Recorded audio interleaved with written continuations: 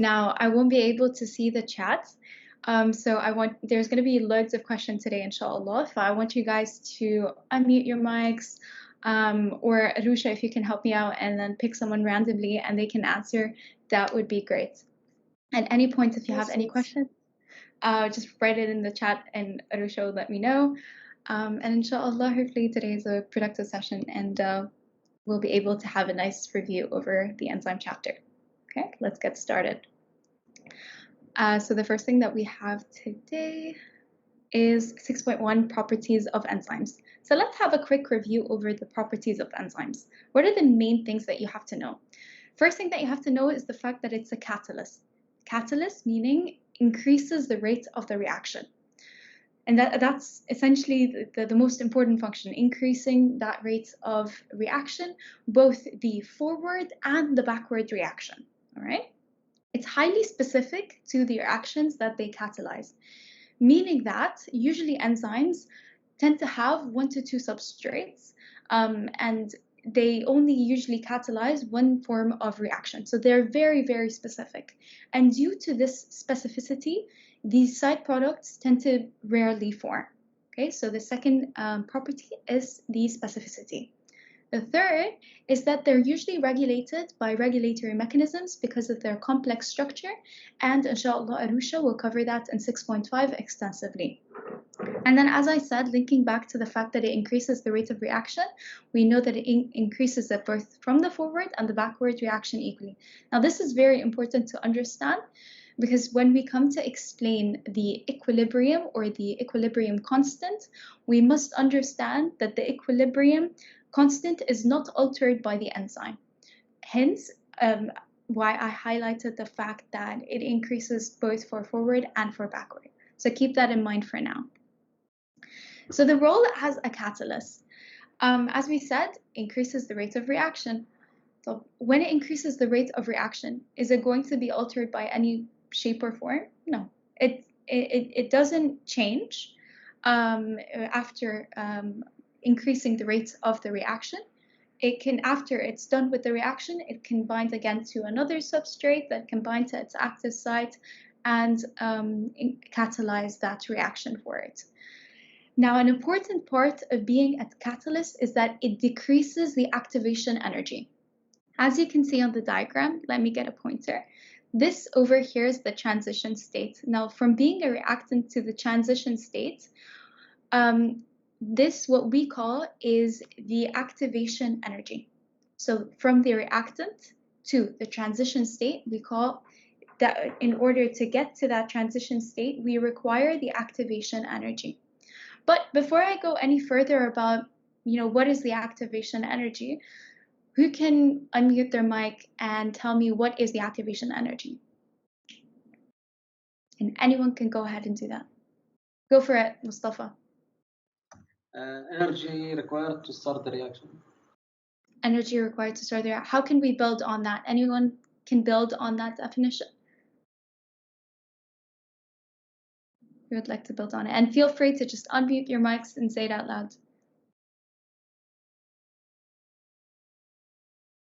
Any addition? All right, it's okay, we'll go over it. So essentially, as Mustafa said, it's the energy required for the reaction to occur. So yeah, Salim, Salim, can you raise your hand? Yeah, go for it. I'm going to say what Mustafa mentioned. Amazing. Would you like to add on to what Mustafa said? It's the amount to convert 1 mole of substrate, which is the reactant, molecules from the ground state to the transitional state. Perfect. That is the perfect definition. So it is essentially the energy required to convert 1 mole of the reactant from its ground state. So the reactant is at the ground state, and I'm just going to move to the slide over here. The reactant is at its ground state with a low energy, and it's quite stable as a reactant. But what happens is that with the activation energy, with the required activation energy, it can go into its transition state where it's at its highest energy and it's going to be the least stable. So, and that's why what happens is that the enzyme is going to decrease that activation energy required and easing the reaction for happening. So it eases the reaction to take place. So therefore, what we can say, by decreasing the activation energy and by increasing the rate of the reaction, the enzyme essentially creates a pathway or an alternative reaction pathway that requires less energy.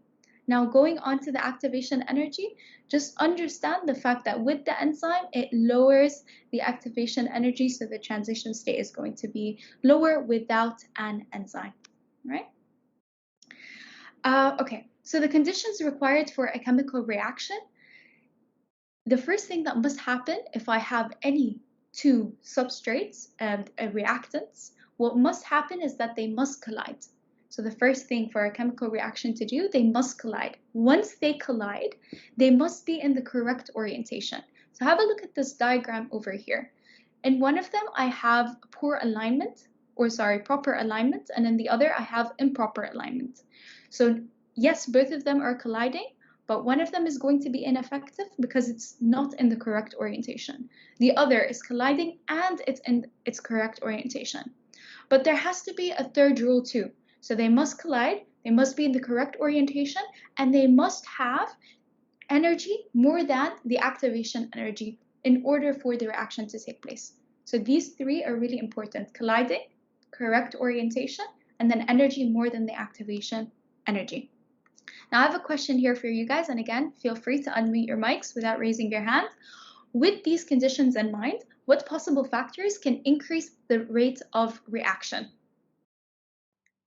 Temperature. Temperature, well done. What will the temperature do? It helps like to increase the energy of the reactants and making them colliding more. So if they collide more, the energy of the reactant will increase, and it will decrease the activation of energy, and the rate of the reaction can like go on faster. Well done. Great job. Yes, temperature is one of the factors. What else? Well done, Dream. Anyone else can tell me another factor? Feel free again to just unmute your mics. All right. The amount of substrate. The amount of substrate. Perfect. Well done. I don't know who said that. Who said that? Okay. All right. Well, perfect. It is the amount of substrate and the temperature. So the concentration of the reaction. As I'm increasing the concentration, this allows for more collisions, and therefore I'm increasing the rate of the reaction. Temperature, as Reem correctly and perfectly said, increasing the temperature increases the likelihood of more successful collisions.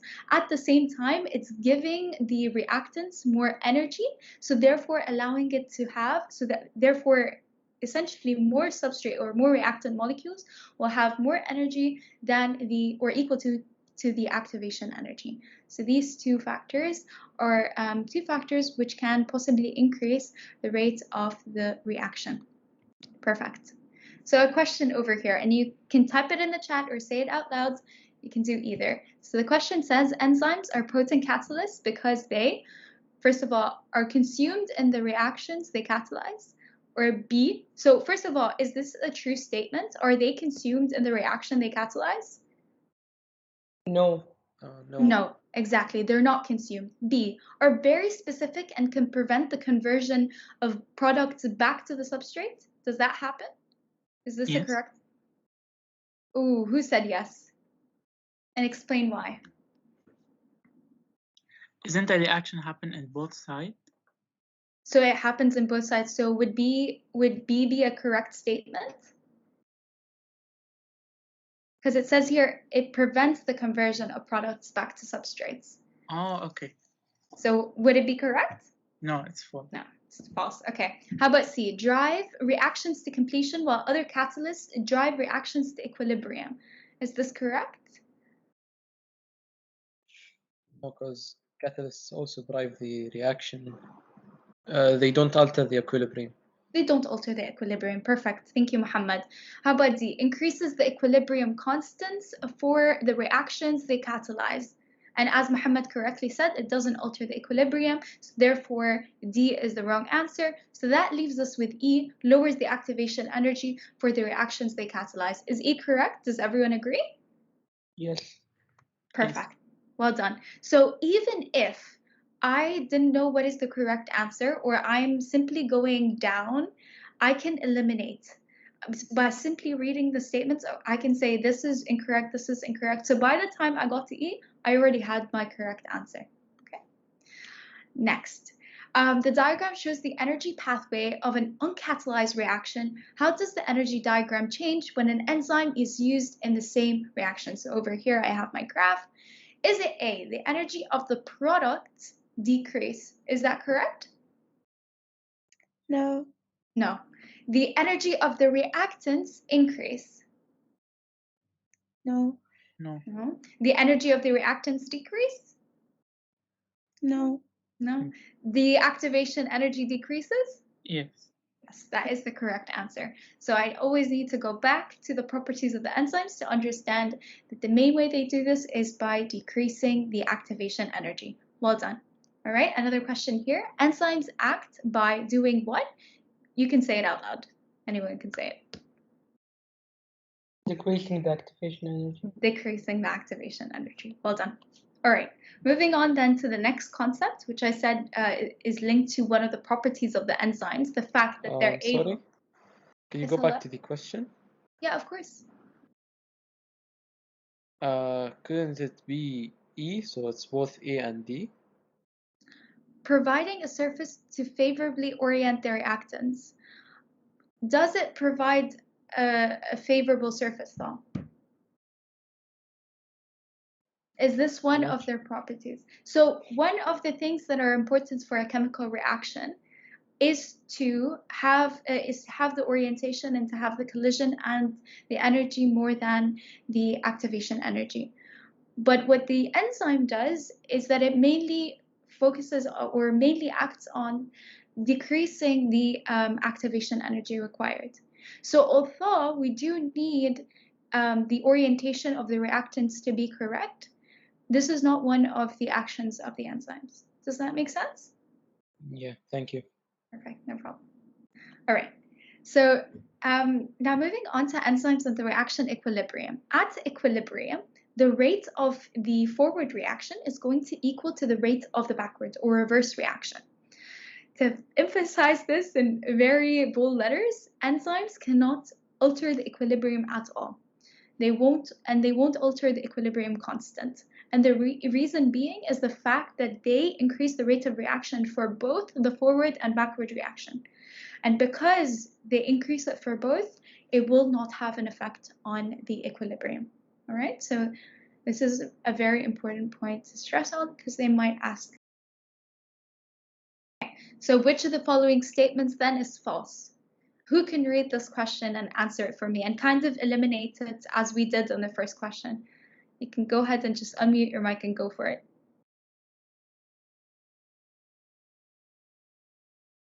You can go for it.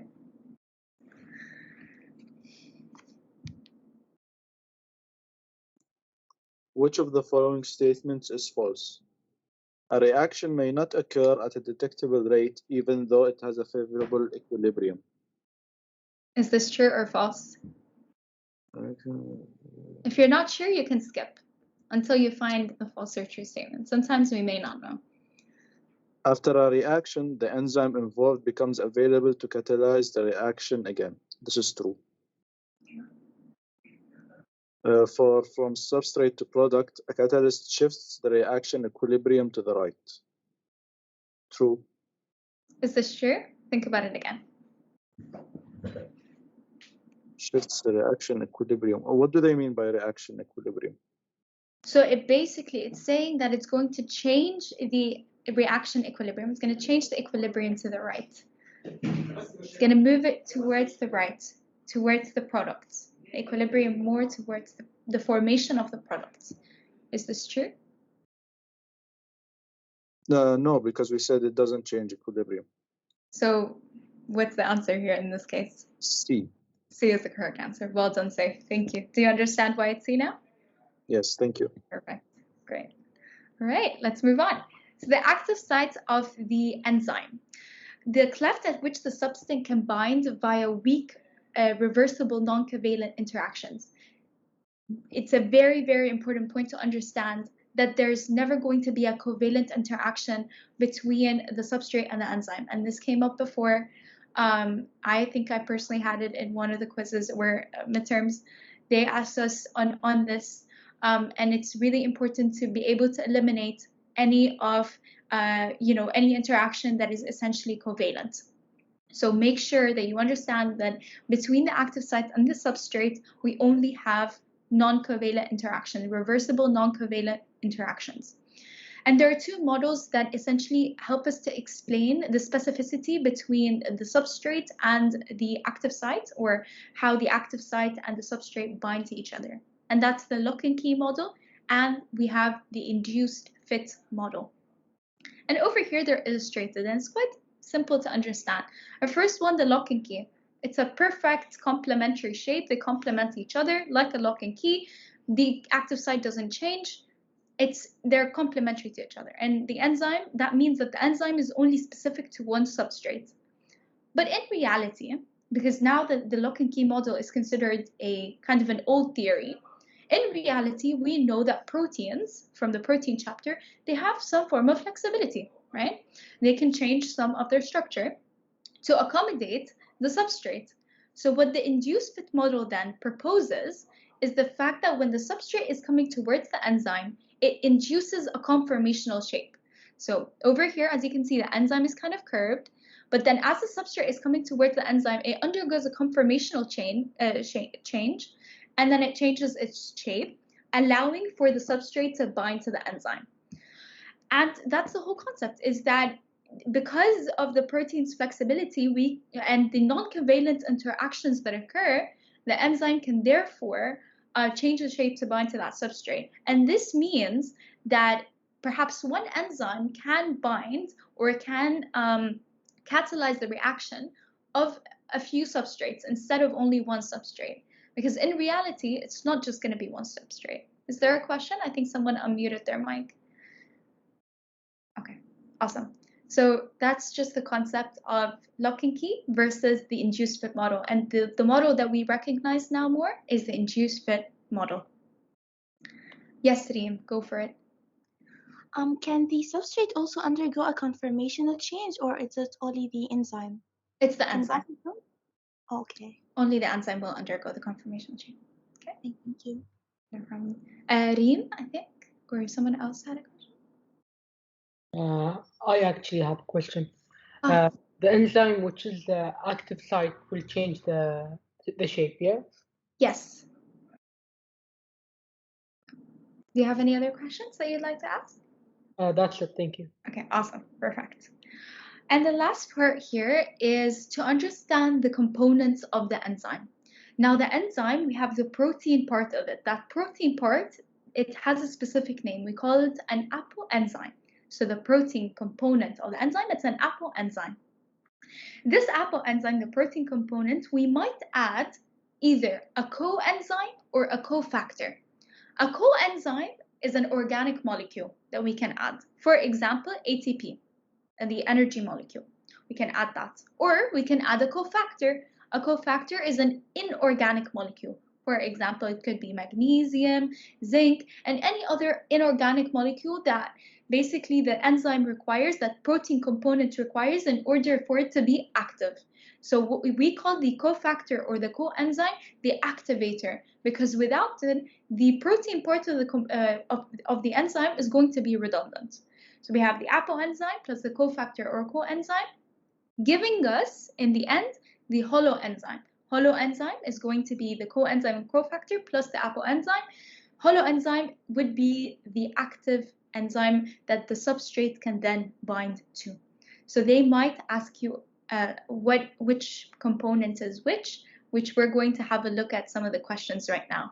So who can answer this for me? Someone unmute your mic and read the question and answer it for me.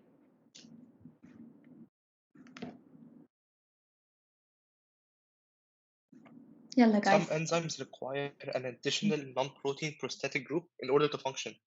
What do we call the protein part of this combination.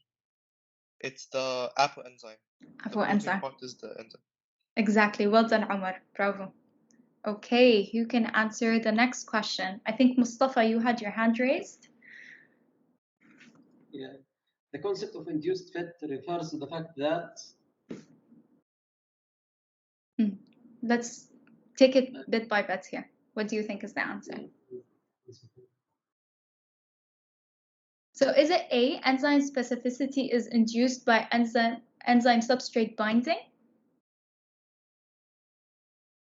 Or is it B, enzyme substrate binding induces an increase in the reaction entropy, thereby catalyzing the reaction? Or is it enzyme substrate binding induces movement along the reaction? So you're saying substrate binding may induce a conformational change in the enzyme, which then brings catalytic groups into proper orientation. This is correct. Well done. So this is correct because it causes that conformational change. Well done, Mustafa. Okay. All right. Of the following types of molecular interaction, which one would not be involved in the binding of an enzyme to a substrate? You can answer this for me. Reem, go for it. Covalent? Oh. Covalent. Covalent. Well done. So all the other interactions will happen. Any non-covalent interaction may possibly happen between the active site and the substrate, but covalent interactions will not happen at all. Well done, guys. Okay, Saif, you have a question? Like a covalent interaction. Sorry? Polar and polar attractions, which is hydrophilic, yeah, if I'm right or mistaken. Polar and polar interactions, they're not covalent. They're not covalent interactions. Shouldn't they be called dipole-dipole interactions? Yeah, you can call them dipole and dipole. And these interactions, Aroosha, inshallah, will cover them more closely. But the main point that I wanted to emphasize here is the fact that the covalent interaction will never occur between the active site and the substrate. But in terms of the interactions, Aroosha, inshallah, will cover that more extensively, and she has more knowledge on it, so she'll be able to answer any of the questions you have regarding these interactions. Okay? Is that okay for now? All right, I assume that's okay. All right, I'll now pass it on to Aroosha. And Aroosha, let me know once you need me to change the slides. Thank you, Jana. Okay, guys, so I'm going to talk about 6.2, which is classification of enzymes. And this is a very, very important part. I know every part that I try to explain, I say, oh my God, this is so, so important. But as we go along, I'm going to tell you guys how they could question you, okay? So let's start. Jana, could you please change? Okay, so we have how many major classes of enzymes? 6 major classes, right? And what would they be named according to? According to the International Union of Biochemistry. This is just general knowledge. That how do we name them? We name them according to the International Union of Biochemistry. And it's basically based on the chemical reactions that these enzymes are going to catalyze. Okay, so to memorize them, I have a mnemonic, which is only transfer HP laptops in locker. Let's go in order, okay? Saif has a question. I think, Jana, it's directed towards you. Perfect. I'll answer it in the chat right now. Okay. So to begin with, only. So O for oxioreductase. Oxioreductase, from the name itself, what can we say? We can say that it would catalyze what? It would catalyze oxidation reduction reactions, right? Now these oxidation reduction reactions are going to have what? They're going to have electron transfer. So what you guys need to remember, first thing, is that oxioreductase is going to catalyze oxidation reduction reactions. Okay, now if you see any electron transfer happening or the change in H or O, that's when you're going to see oxioreductase. Okay, let's go along. So examples, these examples are really, really important to remember. Now, if you see a dehydrogenase, anything, dehydrogenase, you're going to straight away put oxioreductase. Okay, now these dehydrogenases, what do they need? They need NADH and FADH2 as what? As coenzymes. We're going to come into coenzymes later on, but just remember that it needs these NADH and NAD as coenzymes. Okay, NADH is basically like just an introduction. You're going to take this inshallah as well in the coming chapters. But just as an introduction, it's a reduced version of NAD positive, which is the coenzyme, right? And it basically is going to carry the energy. It's an energy carrier, okay? Which gives us ATP. Anyways, coming back to this. Now, alcohol dehydrogenase, as an example, would be a oxoreductase. Next thing, ribonucleotide reductase. This is going to catalyze what? The reduction of ribonucleotides, right? To form deoxyribonucleotides. Know the examples, because how they would test you would be, okay, which of the following is a oxoreductase, or which of the following is not an oxoreductase? Okay, last thing we have is an oxygenase, oxidase, peroxidase. From the name itself, you could tell that, oh, oxygenase, so it would be a oxoreductase. Someone has a question? Yeah, the share isn't working. Can you turn it off and turn it on again? Sorry? The screen share is not working. Or maybe for me at least. But yeah. Okay, now it works. Is it working now? Yeah, it's. Okay, perfect. Okay, now the major things that you could associate with oxoreductase is NADH and FADH. So these are just some clues, okay? So when you look at a question, you're searching for NADH, you're searching for FADH2, or you're searching for an enzyme called dehydrogenase, or an enzyme called reductase, or an enzyme called oxygenase. These are clues that you must remember to associate with oxoreductase. Does it make sense up until now? Okay, let's move on. Okay, next enzyme that we have is going to be transferase. Now, to begin with, transferase, from the name itself, what would we consider it to be? So most of these enzymes, like from the name itself, you could get like many clues, right? So first thing would be that it transfers molecular groups. Now, here I've highlighted intramolecular, okay? Why did I do this? Because we're gonna see in a minute that we have another enzyme called isomerase. This isomerase is actually responsible for intermolecular transfer, okay? Anyways, coming back to the transferase, so it would cause intramolecular. Does everyone get what intramolecular would mean? Guys, do you have a problem with the word intramolecular? Okay, I'm just gonna assume that everyone gets the point. It's basically between two things, right? So intramolecular. And over here, so you're gonna include anything that is gonna be a transferase, you're gonna have a prefix trans, okay? So an example would be aminotransferase or a kinase. Kinases, we know that they transfer which group? Phosphate. Exactly, phosphate, right? So kinase is one thing that you might not really get a hint from the name itself. So you should remember that kinase is a type of transferase, and it transfers the phosphate group. Aminotransferase, from the name itself, we could tell that it's a transferase. Now, what's the thing about transferases? They need ATP, right? They need ATP and they need the cofactor Mg2 positive. We're going to come into cofactors. What are cofactors? But for now, let's keep in mind that transferases need ATP and Mg2 positive. These are, again, keywords that are going to help you identify whether a reaction is going to be catalyzed by a transferase or another enzyme. Okay, so when you see ATP, you see Mg2 positive, you're going to go for a transferase. If you see the word kinase, you're going to go for a transferase. Again, other examples would be transcarboxylase, transaminase, transmethylase, hexokinase. These are different examples that transfer different groups. Okay. Now let's do hydrolase. Again, from the name itself, we get to know about the enzyme. So hydrolase would be associated with what? With water, right? H2O. Now what this does is this particular enzyme is going to catalyze breaking the bonds, or cleavage of the bonds. How would it cleave those bonds? By adding the water. Okay, so the bonds would usually that it cleaves are going to be what? They're going to be either carbon-oxygen bonds or carbon-nitrogen bonds or oxygen-phosphate bonds. Okay, examples. Now these are examples that you must remember. Okay, usually what happens in the test or exam is that they're going to give you a reaction, like they're going to give you a whole reaction, and they're going to give you the name of the enzyme. Now, sometimes when you know the name of the enzyme, you don't really have to focus on every single detail happening in the reaction, because then you would just know, oh, okay, if it's a peptidase, it would straight away be a hydrolase. So does everyone know what a peptidase does from the protein chapter? Can someone just raise their hand and tell me what peptidase would do? Or you could type it in the chat because I can see the chat. Okay, anyways, so peptidase is basically going to, from the name itself, peptidase. So it would break peptide bonds, right? Then we have esterase. Yes, exactly, break peptide bonds. Then we have esterase, and we have phosphatase, we have protease, we have a weird name called chymotrypsin.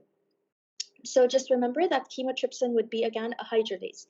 And then we have lactase. Lactase, everyone knows, would convert lactose to glucose, right? So these are hydrolases. They break or cleave by adding water. Okay? Okay, let's move on to the next class. Okay, liases. What's the purpose of liases? Liases are, again, they're going to break bonds, but this time they're going to be by removing H2O. So one point of differentiation between liases and hydrolases would be that liases are going to remove H2O. Hydrolases are going to add H2O to break a bond. Okay, these, they're going to remove H2O from a substance, from the molecule. Okay, or they could remove CO2, or they could remove NH3. So guys, can someone tell me where would you see H2O, CO2, or NH3 if they gave you a reaction? Would it be in the reactants or in the products? In the products. Exactly, but for hydrolase, where would you see H2O? The reactants. The reactant.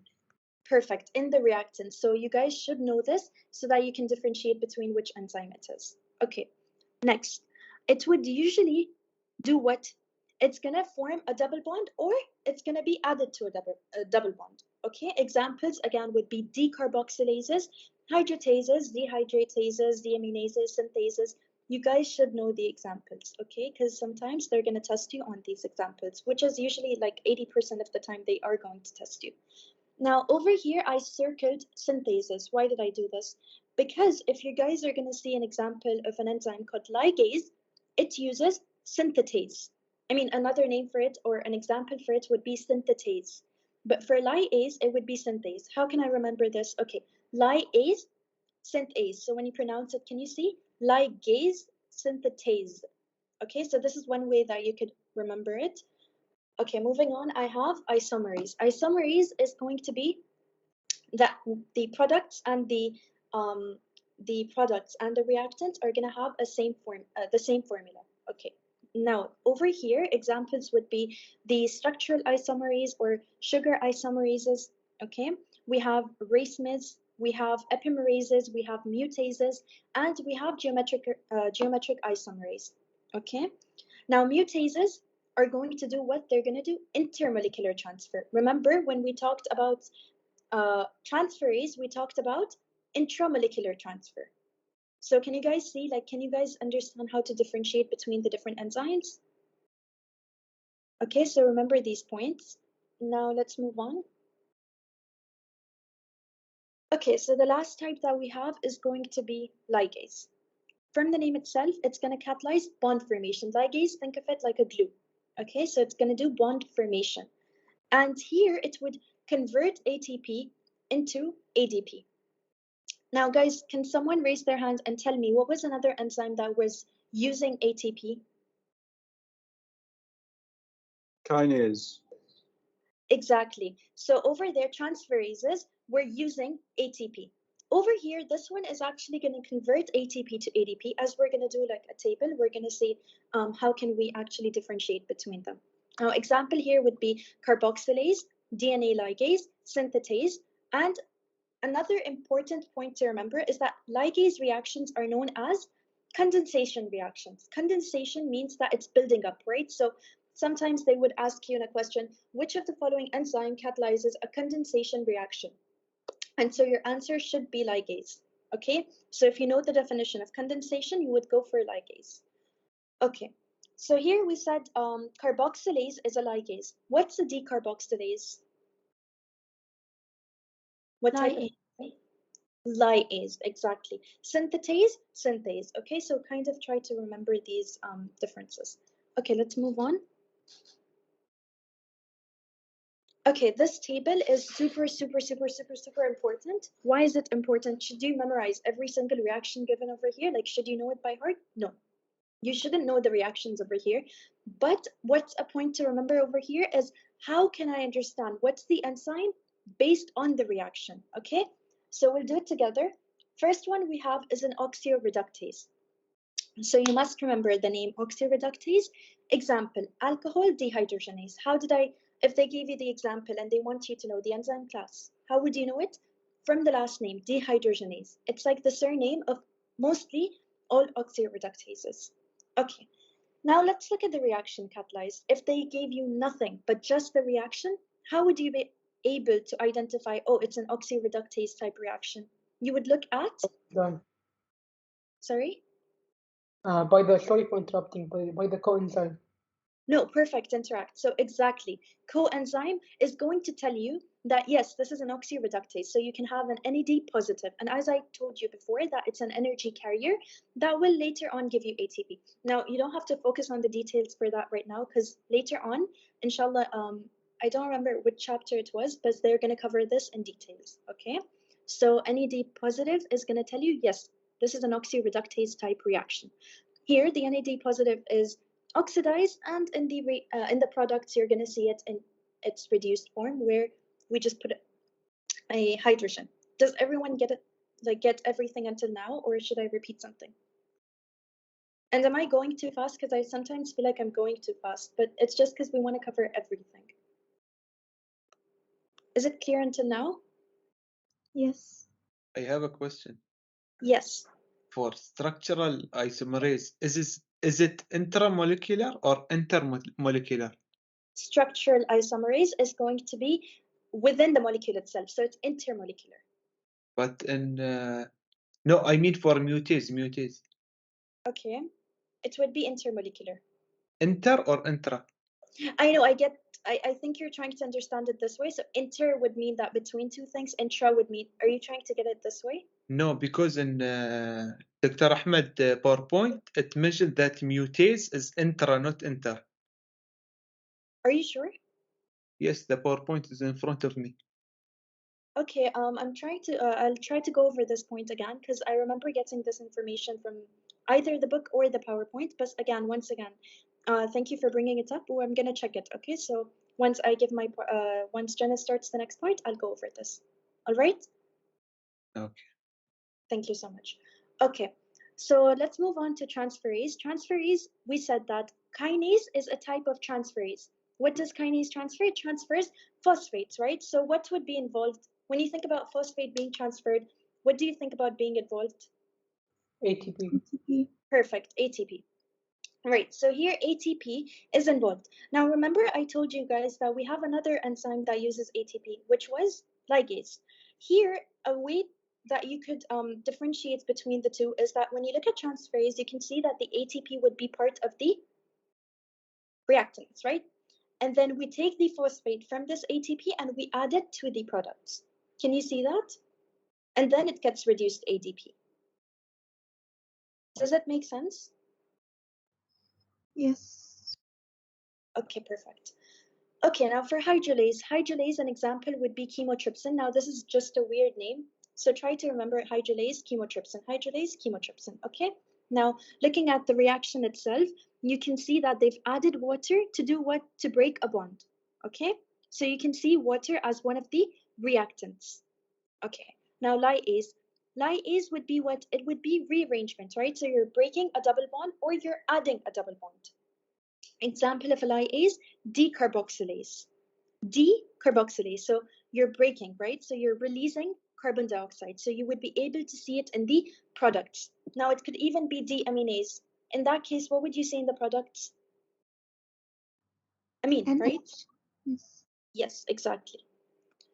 Okay, next thing we have is isomerase. Isomerase is basically just rearranging the things, but you're going to have the same molecular formula.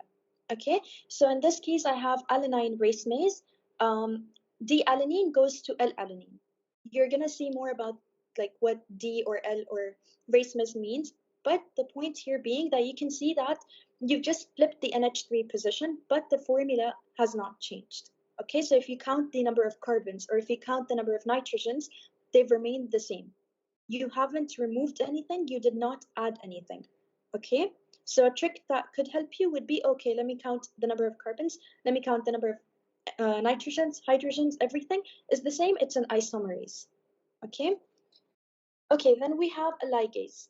Pyruvate carboxylase. So the word carboxylase would tell you that it's a ligase. In this case, you can see that ATP is being consumed. So it's required for the reaction. So you can see it with the arrow. This would help you like, oh, okay, it's not what? It's not a transferase, it's a ligase. Okay, can we move on? Yes. Okay, so hexokinase is an example of which class of enzymes? I want someone to answer this, please. Okay, Salim, you raised your hand. Transferase. Exactly, hexokinase would be an example of a transferase. Now, can someone tell me a transferase?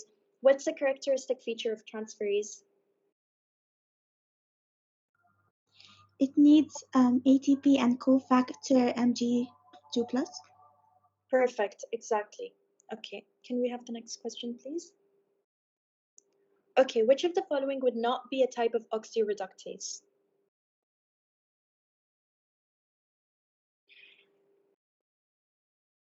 Anyone could raise their hands and answer this. Okay, again, we have Salim. Peptidase. Exactly, peptidase would be what?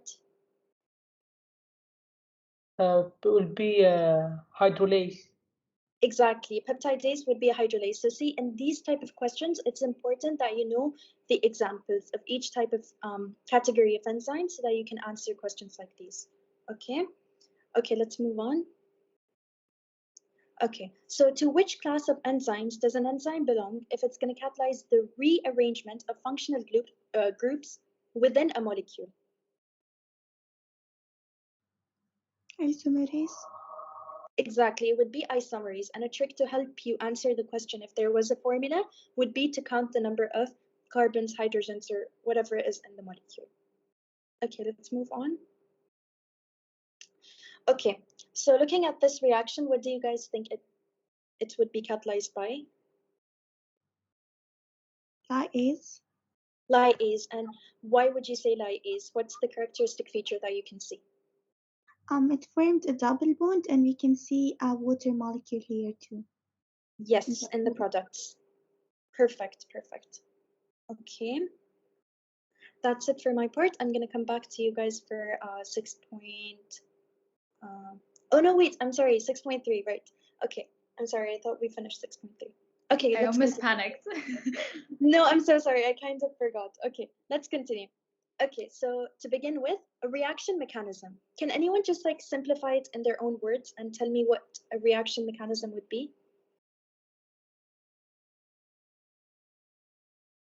Okay, let's do it together.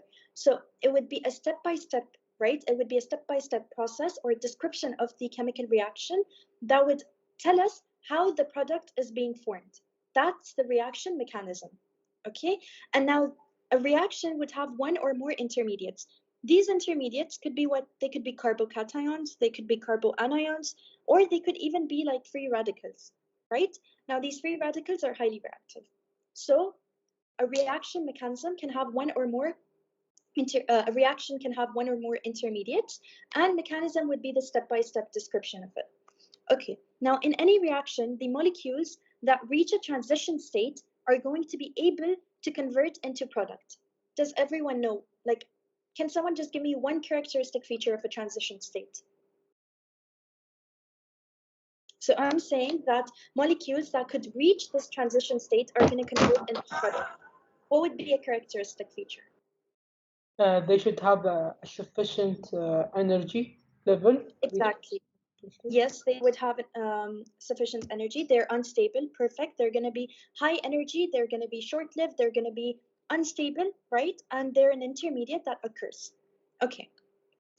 Now, it's important to stabilize the transition state because stabilizing the transition state will lower the energy of activation, as Jana's mentioned, that this is the purpose of the enzymes, right? Now, when you lower EA or activation energy, you would increase the reaction rate. Okay, so everyone knows the meaning of activation energy now. Thank you, Jana. So let's see transition state stabilization.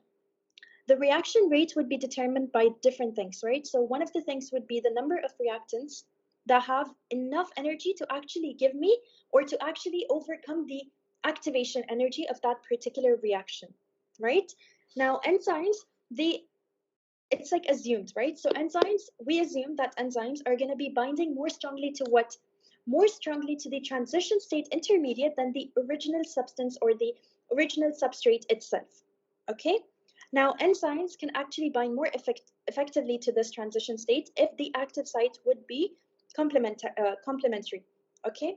Does it make sense? Okay, let's move on. Now, catalytic mechanisms. We have many catalytic mechanisms, but we're going to go over the most important ones. So there could be more than one, okay? Proximity. The first one is proximity.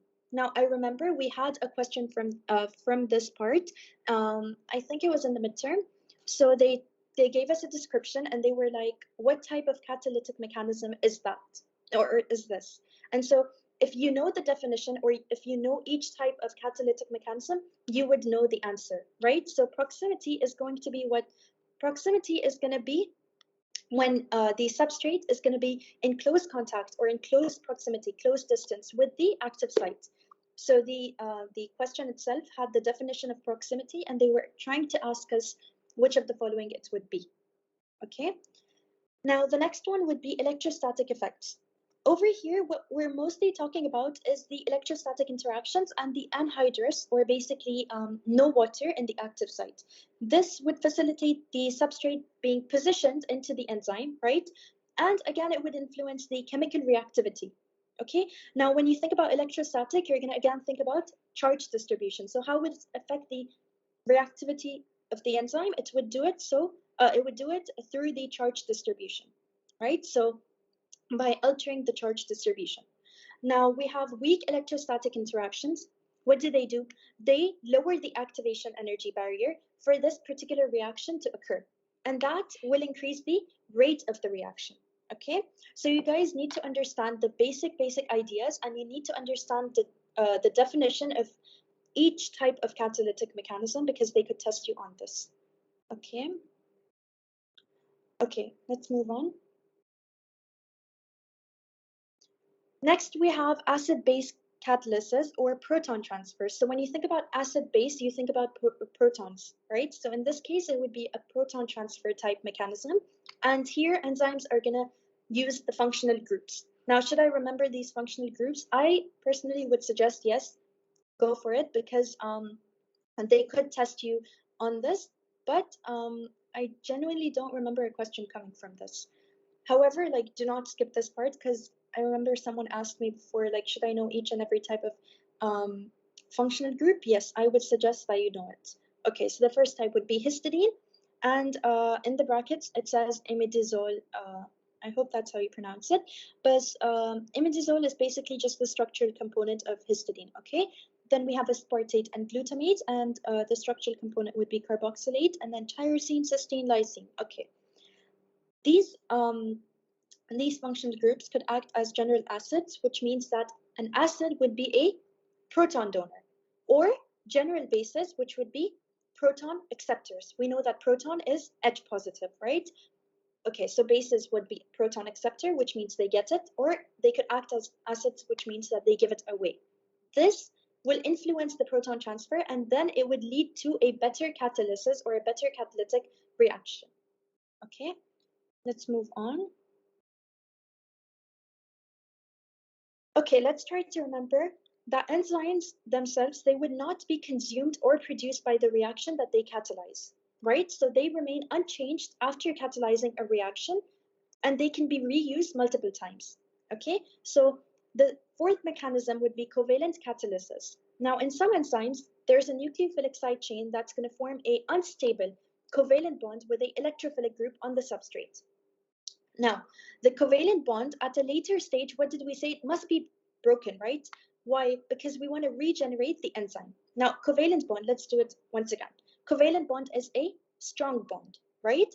But at the active site, I would like for this to be unstable. Why? Because the enzymes, they should not be consumed. Okay, this is a rule that you should know, that the enzyme should not be consumed or produced by the reaction.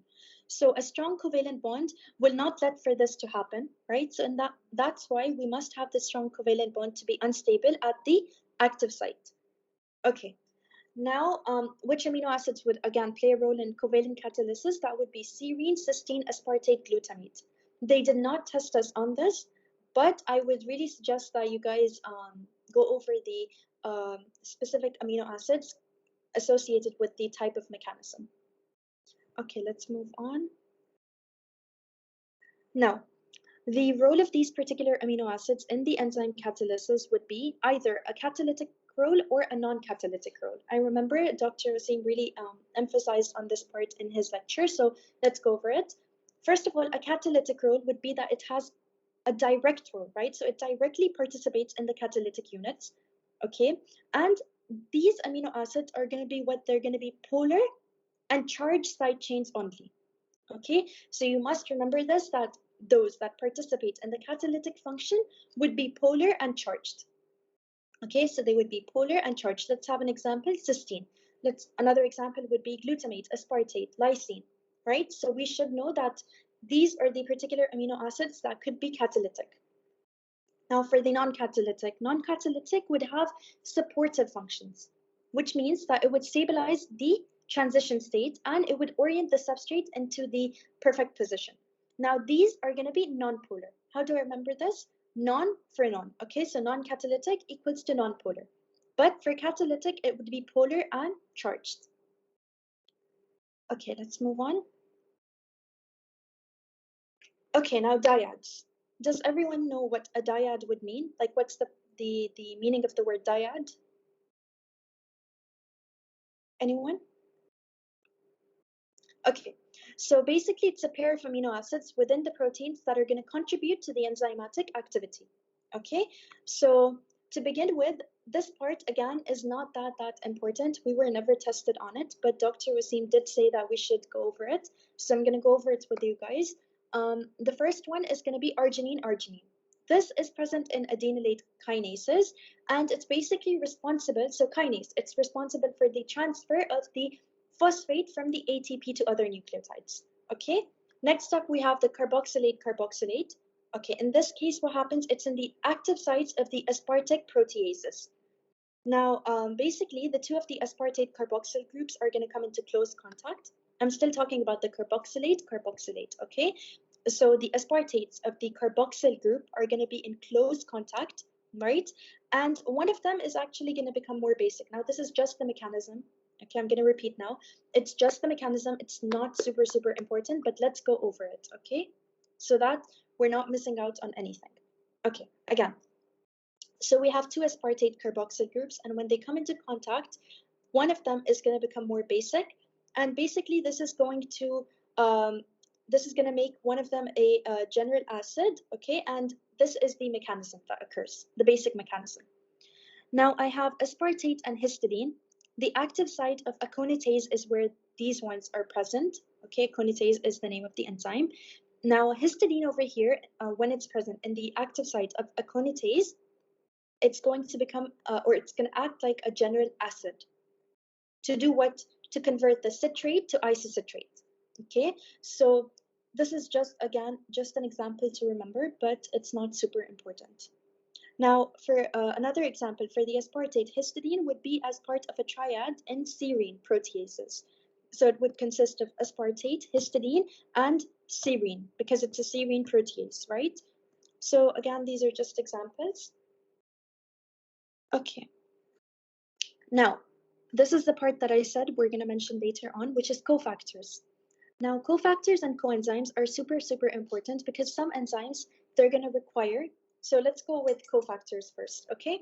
So some of the enzymes, what they need is a non-protein component or a prosthetic group, okay?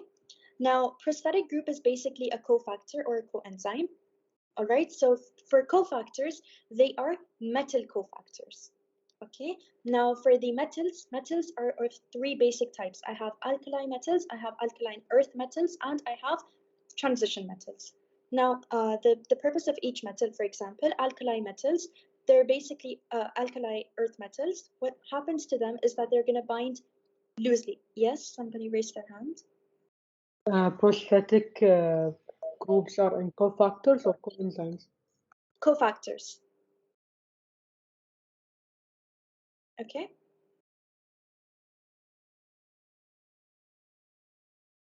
Okay. Okay, thank you. Thank you. Okay. So we said we have alkali metals, we have alkaline earth metals, and we have transition metals. Now, alkaline earth metals, what happens is that they're going to do what? They're going to bind loosely. Okay, so these alkaline metals and the alkaline earth metals, they basically are going to bind loosely, and they're going to have some structural roles. Okay, now for the transition metals, what happens to them is that they're going to bind to the functional group, and they're going to be part of the prosthetic group. Okay, so these are some things that you can remember for each type of metal. And of course, try to know the metals that we have. So we have Na positive, we have K positive, we have Zn2 positive, we have Fe2 positive, right? So try to remember these metals. Okay, so remember Mg2 positive, we said that it was a cofactor. So again, this is where we discuss it. It was a cofactor for transferases, and here's where we go over it. Okay, so let's move on. Now, coenzymes.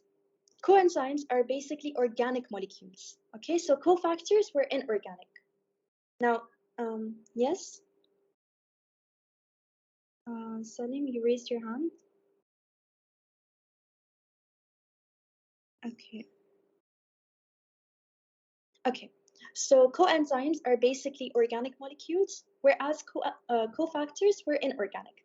So basically, coenzymes are going to be derived from what particular thing?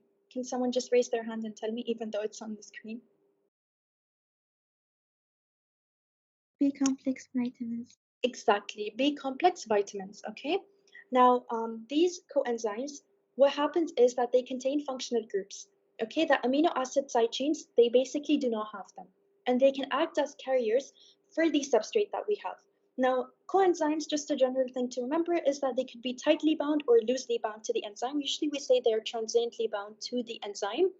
Okay. Now, their structures are basically going to be susceptible to change by what? By the catalytic process. Okay, so this is for coenzymes. However, like we want them to come back before another catalytic cycle occurs, so they must be regenerated.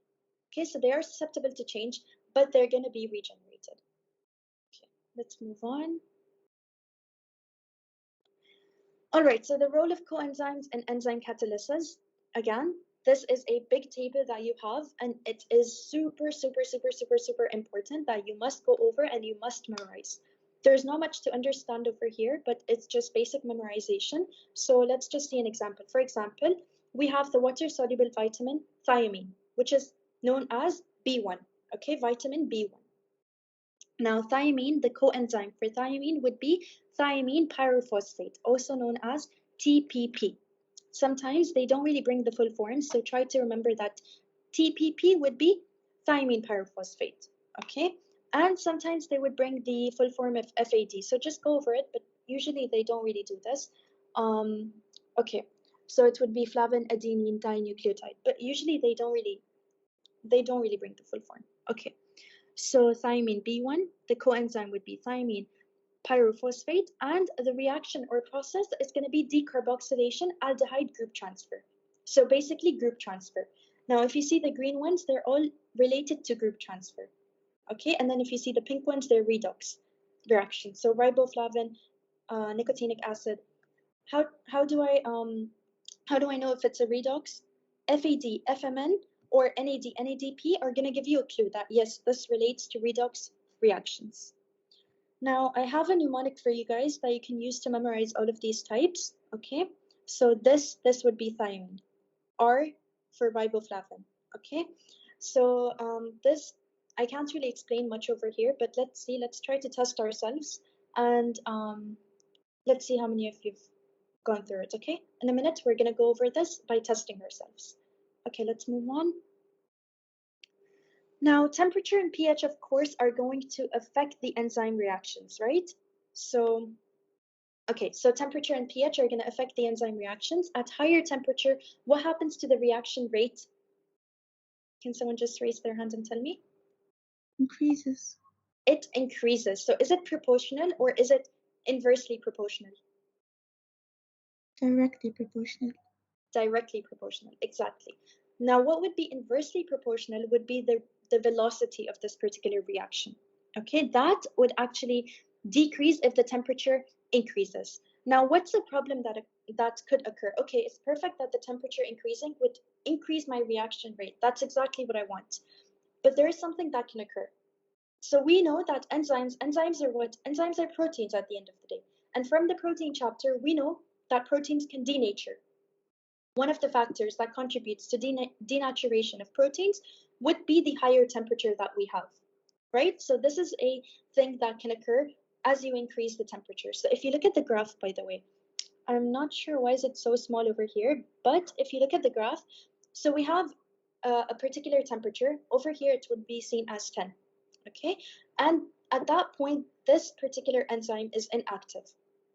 And now, at a certain point, this enzyme actually reaches its maximum activity, and it starts. So first, it starts becoming active, and then it reaches its maximum activity. The point at which this enzyme reaches the maximum activity or maximum efficiency would be known as optimum temperature for this particular enzyme. Okay, now optimum temperature is mostly 37 degrees Celsius. Does anyone know 37 degrees Celsius would be what? It's our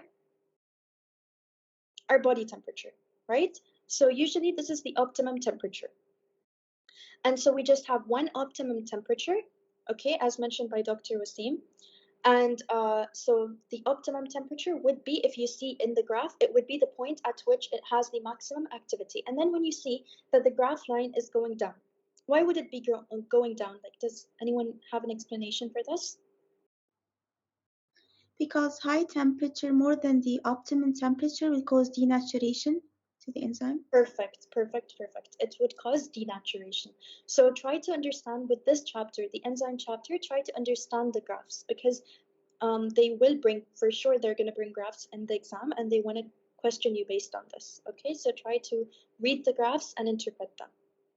Okay, let's move on. Okay, now for the pH. So we've gone over temperature. Let's go over pH as well. pH basically can do what? pH can affect the ionization, right? So pH, ionization. We can tie the two together, right? So it can affect the ionization of what? Of the active site groups, and therefore it would eventually affect the binding, right? Okay. So pH, like if you have a drastic change in pH, you can actually lead to the denaturation of these enzymes as well. Okay. Now, most of the enzymes, they're going to have a narrow pH range. A narrow pH range means that it's not that wide. Like there is a range, and in that range, the optimal activity of these enzymes occurs. Okay. Buffers are basically they're used to regulate the pH. Okay. Now the pH optimum, it's not the same for every single enzyme. It's gonna vary. And what's the pH optimum? It's the point, or it's the pH at which the enzyme is going to have maximum function or the optimum function, right? So let's take an example. The doctor last year, Dr. Wasim, told us that, okay, so you should know the pH for pepsin and you should know the pH for chymotrypsin. Now, they did not test us on this, but let's just go over it to keep in mind, to keep it in our minds, as well as to look at it as an example. Okay, so we said that the pH optimum varies. So if we look at pepsin, the pH would be around 2, which is usually the pH where in our body? The stomach. The stomach, exactly. Okay, and then if we look at chymotrypsin would have a pH of around 8 or 8.3, and that would be the pH range optimum in the intestine. So we can conclude that chymotrypsin would function well in the intestine, whereas pepsin would function well in the stomach. Okay, let's move on. Okay, so I want each one of you to raise your hands, or you could type it in the chat, but try to do this with me, so this way we can test our knowledge. Okay, somebody raised their hand. Go ahead, Salim. So for biotin, do you want to answer or do you have a question? Salim? I have the question. Biotin is biostin, the last one. I'm sorry? Again? Yes? Salim, could you please repeat the question? Yeah, biotin, which is the last choice, biostin or something. Oh, okay. Are you answering the question? Yeah. Oh, okay. Perfect. Yes. Okay. So can someone answer for pyridoxine? What would be the derivative coenzyme of pyridoxine? B6. Pyridoxal phosphate.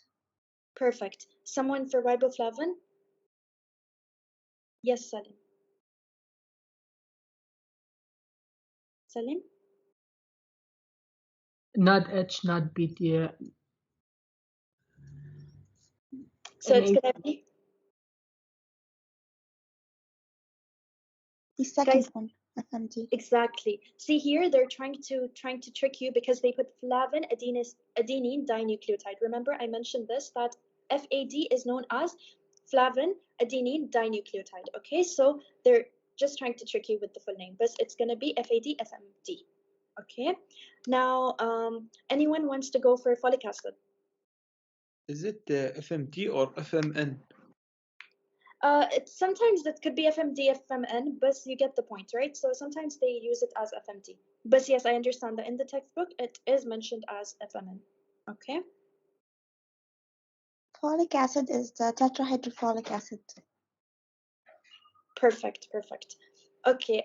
Anyone wants to go for niacin? Guys, try to do it with us so that you can try to test your knowledge as well. Okay. Because the questions, inshallah, they're going to be simple. Some of them are going to be a bit tricky, but inshallah, the questions are simple. Okay, who wants to go for niacin? Niacin is NAD positive or NADP Perfect, perfect. Salim, can you do it for ascorbic acid? It's unknown. Perfect, perfect. So it could be a trick question where the coenzyme is unknown. Guys, I just need a second. Let me get my charger and I'll be back in 1 second. In the meantime, as Aroosha gets her charger, any questions so far?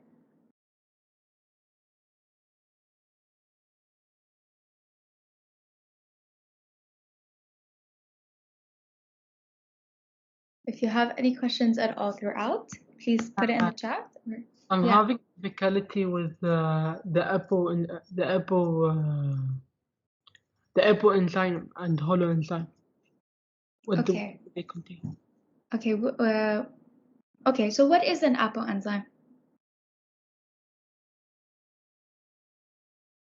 It's one type. Like it should be only a cofactor or only coenzyme or only like cofactor or coenzyme only, I guess. Okay, so the APO enzyme, to break it down into simple terms, the APO enzyme is just the protein component of the enzyme, all right? So I start with the protein component. Now this protein component on its own, the APO enzyme on its own, is essentially inactive. It can't do any catalysis or it can't do its function.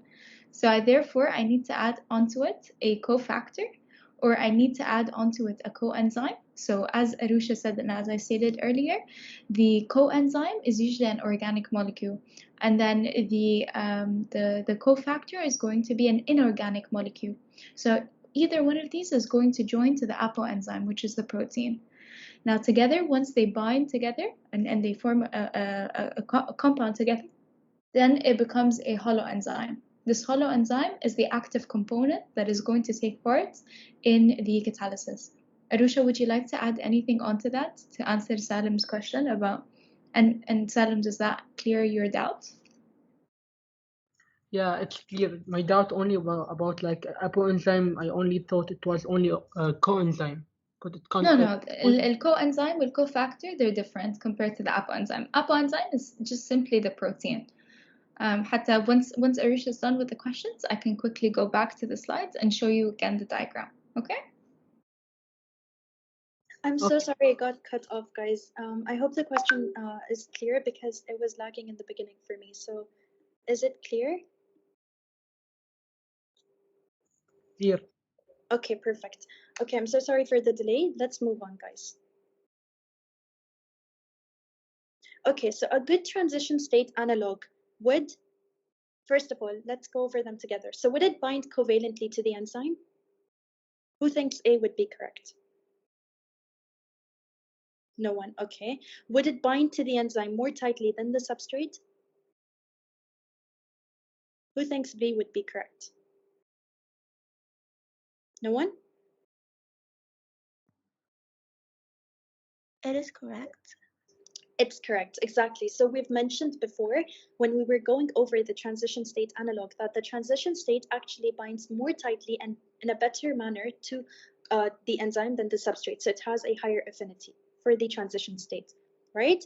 And then option C is just contradicting that. So it's saying that, oh, it binds weakly to the enzyme. No, that's wrong. And it's too unstable to isolate.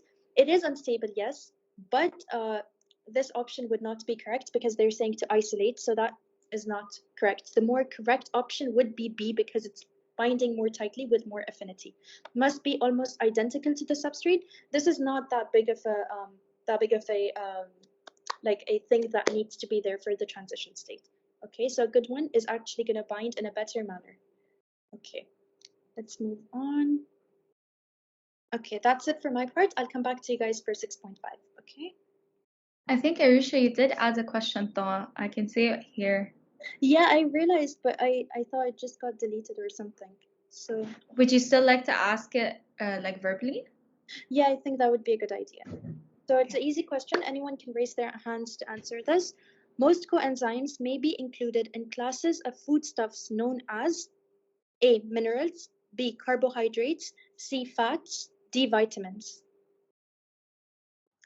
Vitamins. Perfect. I think, Salim, you were going to go for vitamins too. So yes, the answer would indeed be vitamins. So the questions, inshallah, they're going to be straightforward, except one or two questions that are there to confuse you. But mostly, this is the type of questions that they want to test you on. Okay. Okay, Jana, you can continue. Thank you. Amazing. Thank you so much, Aroosha. All right, guys, on to 6.4, enzyme kinetics. Okay, so a lot of this is going to be about graphs and calculations. So I hope that hopefully the graphs help illustrate the points that we're going to cover. So the rate of reaction, in simple terms, it's going to be the change in the concentration of a product or the reactant over time. Now, if you notice, when we look at the actual equation, we'd notice that it's a negative here for the actual reactants, because the reactant, as we progress over time, as you can also have a look at the graph, it's decreasing. I'm going to use my pointer just so you can see. So the reactant is decreasing, and that's why it's reflected in the equation. When you want to measure the rate of the reaction using the change of the concentration of the reactant, it will decrease. However, in the product, I'm expecting it as the reaction progresses, the product concentration will increase, and therefore, as you can see here on the graph, it's increasing, whereas the reactants is decreasing. Okay, so remember, with the rate of reaction, there's always going to be a negative, because negative times a negative, because as we said, the reactant anyway, it's decreasing, so the change is negative. So it helps just to see the rate by doing negative times negative, which will give you a positive value in the end. So your rate of reaction has to be a positive value. Okay, so that's the first part. Now, the rate constant and the order of the reaction. So let's start over here on the right-hand side with the equation. Rate is equal to the rate constant, or the rate of the reaction is equal to the rate constant times by the concentration of the reactant. Now, there could be only one reactant, or there could be two. So over here in this equation, it shows two different reactants, and the power of the concentration of the reactant over here, we call that the order of the reaction. The order of reaction. Now, we could have different orders. It could be zero order, it could be first order, or it could be second order. So let's break it bit by bit. Now, let's start with the order first. Zero order means that the concentration of the reactant will not have an effect on the rate of the reaction. So say, for example, if the order of reactant A is 0, that means whether I decrease or increase the concentration of reactant A, it will not have an effect on the rate of reaction. How about first order? First order, if it's going to be to the power of 1, if I'm going to increase, or for example, double the reaction, the concentration of A, it's going to increase, it's going to have a proportional increase. So if I'm going to double reactant A, the rate of reaction is also going to double. So first order means that it's directly proportional. A change in the concentration of the reactant will equal to a proportional change in the rate of the reaction. The second order, on the other hand, is going to be the square. So say, for example, if it tells me that the order of reaction with respect to A is to the power of 2, or the order of reaction is 2, in this case, I would say that if the reactant basically doubles, so 2 to the power of 2 means 4, so then the rate of reaction is going to quadruple. So whatever I'm going to change in the reactant, so say for example, if it's going to times by 3, so then 3 to the power of 2, that's going to be 9 in that case. So then the rate of reaction is going to be times 9 of the normal rate of reaction. Okay, so these are the orders of the reaction, and they might ask you on them. And we're going to have a look at one of the questions to help us determine, what is the order in respect to the reactants. Okay, so just to emphasize again, the reaction order is a measure of how much the rate of the reaction depends on the concentration of the reactant, and we're always going to see it as a power. So that's the power over here. First order reactions are unimolecular, so it's only one single reactant is having an effect. If that's the overall order of the reaction, okay, then it means that this reaction is going to be unimolecular. Second order, it means it's bimolecular. Bimolecular, it depends on 2 different molecules, or it can be the same molecule, but we need them to collide. So there must be some form of collision. So a second order reaction implies that there is a collision that's taking place, and it could be the same or different molecule. All right. And just again, something that's really important for you to know in this rate of reaction equation is the units, because the units will help us determine what is the unit of the rate constant, which they may ask you on. So this came up in one of our quizzes, I believe, last year. It was telling us to determine the unit for the rate constant, which is going to change as a result of the order of the reaction. So the rate over here, the rate of reaction, is moles per decimeter cubed per second. That's the rate. Whereas the concentration is moles per decimeter cubed. So have these two in mind, because then these two will help us determine, alongside knowing the order of reaction, what is the unit of the rate constant. And I did it here, so you guys can have a look, and you don't even need to memorize it. As long as you understand that the rate of reaction, the unit is moles per decimeter cubed per second, and that the concentration of the reactant is moles per decimeter cubed, then automatically you can do it by hand on the exam day.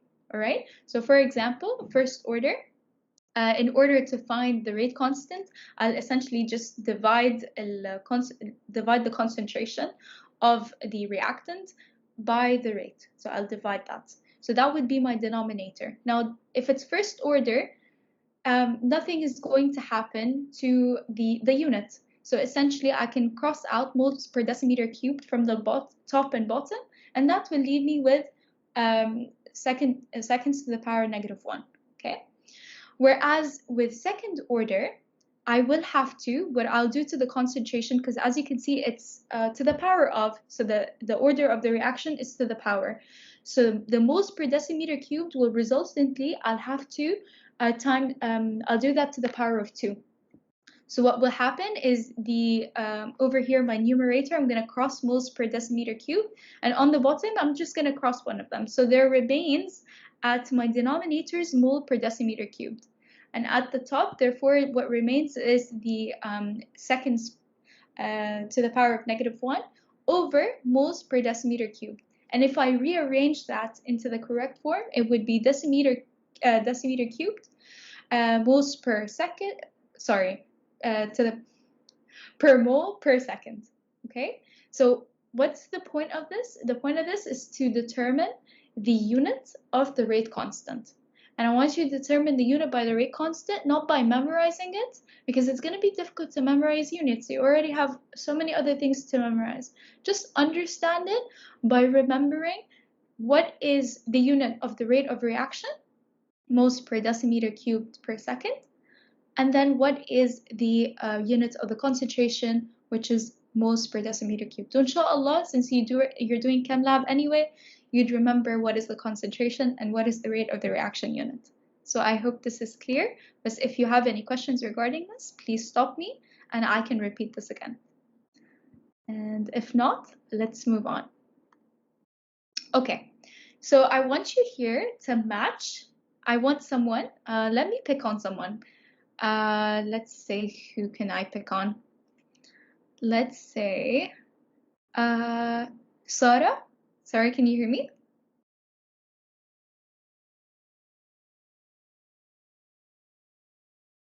If not Sarah, oh, okay, perfect. So Aroosha, can you please check this chat because I won't be able to see it. But Sarah, for the first graph, what is the order of the reaction here? What do you think is the order of reaction? So Sarah said 2. 2. Well done. Perfect. Who can tell me over here in the middle, what is the order of reaction? 0 order. 0 order of reaction. Well done, Reem. And then let's have someone else. Let's say Maryam. Maryam, can you hear me? Do you mind telling me what is the order of the reaction of the last one on the right over here? First order. First order. Well done, Maryam. Perfect. And these are the graphs over here. So as you can notice, in a 0 order, as I'm increasing the concentration of the reactant, it stays flat. It's not changing. The rate is not changing. Over here, first order, as I'm increasing the concentration of the reactant, it's going to direct proportionality, it's going to increase the rate of the reaction. Whereas with second order, it's exponentially increasing. So it's an exponential graph over here, and that's how we can identify the different orders from the graphs. So that's the question I was telling you guys about on how we can essentially obtain the overall order of the reaction. Now I need a volunteer again. I need someone who hasn't contributed yet. Let's say I don't know, Noor? Noor, are you with us? Or anyone else who can unmute their mic and tell me? Who can give it a shot?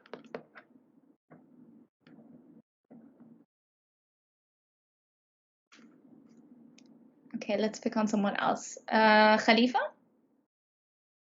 Yes. Go for it. How can you answer this question? It's the same maybe. 0 يعني. 0 order? Okay, not really. So Khalifa, I want you to have a look at what happens when I increase the concentration, for example, of aniline. So if I double that, if I double the concentration, what's going to happen to the rate? So it doubles, perfect. So with respect to the reactant A, I'm going to just say reactant A, what's the order in response to that? First order, perfect. Now let's have a look at the water. Say for example, so I need one where the reactant A stays the same, so I can compare the first and the third over here. So what happens when I double the water? It doubles also.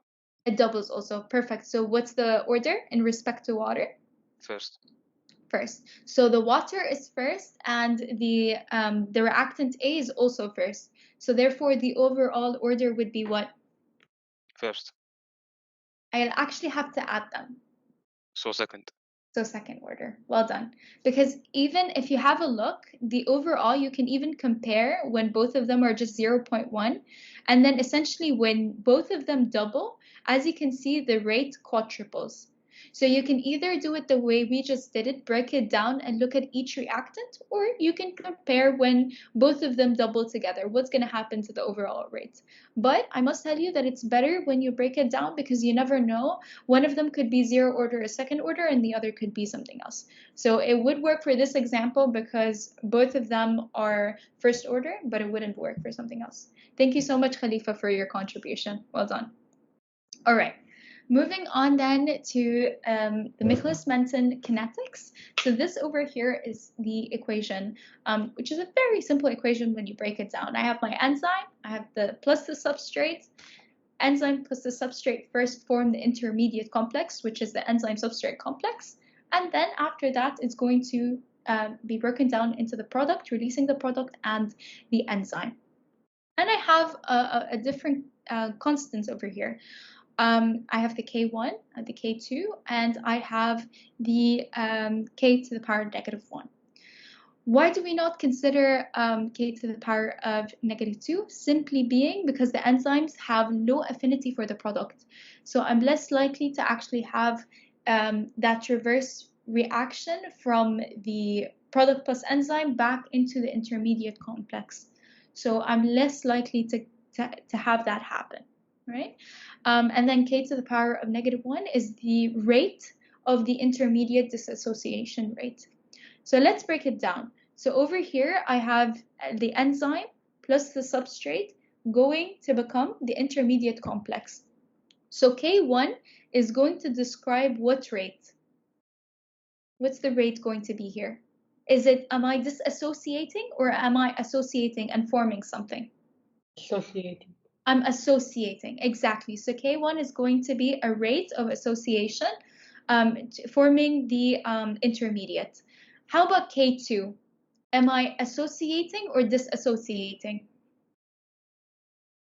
Associating the formation of the product.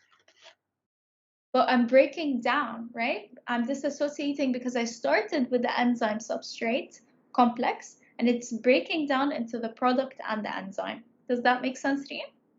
So that K2 would actually be a disassociation. Okay.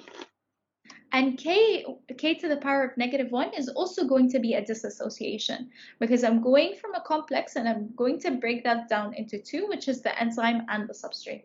So anything where I start with usually one compound and it breaks down into two, this is going to be a form of disassociation. If I'm going from one complex and I'm forming, two different complexes and I'm forming just one compound, okay, in that case, it's going to be an association. And that's important when we have a look at the Km later on. Okay, next. So the Michaelis-Menten equation, this equation over here is very important. Not important in a sense I'm going to require it to do calculations, but important in a sense which will allow me to interpret graphs, and they might ask me about the components of the equation itself.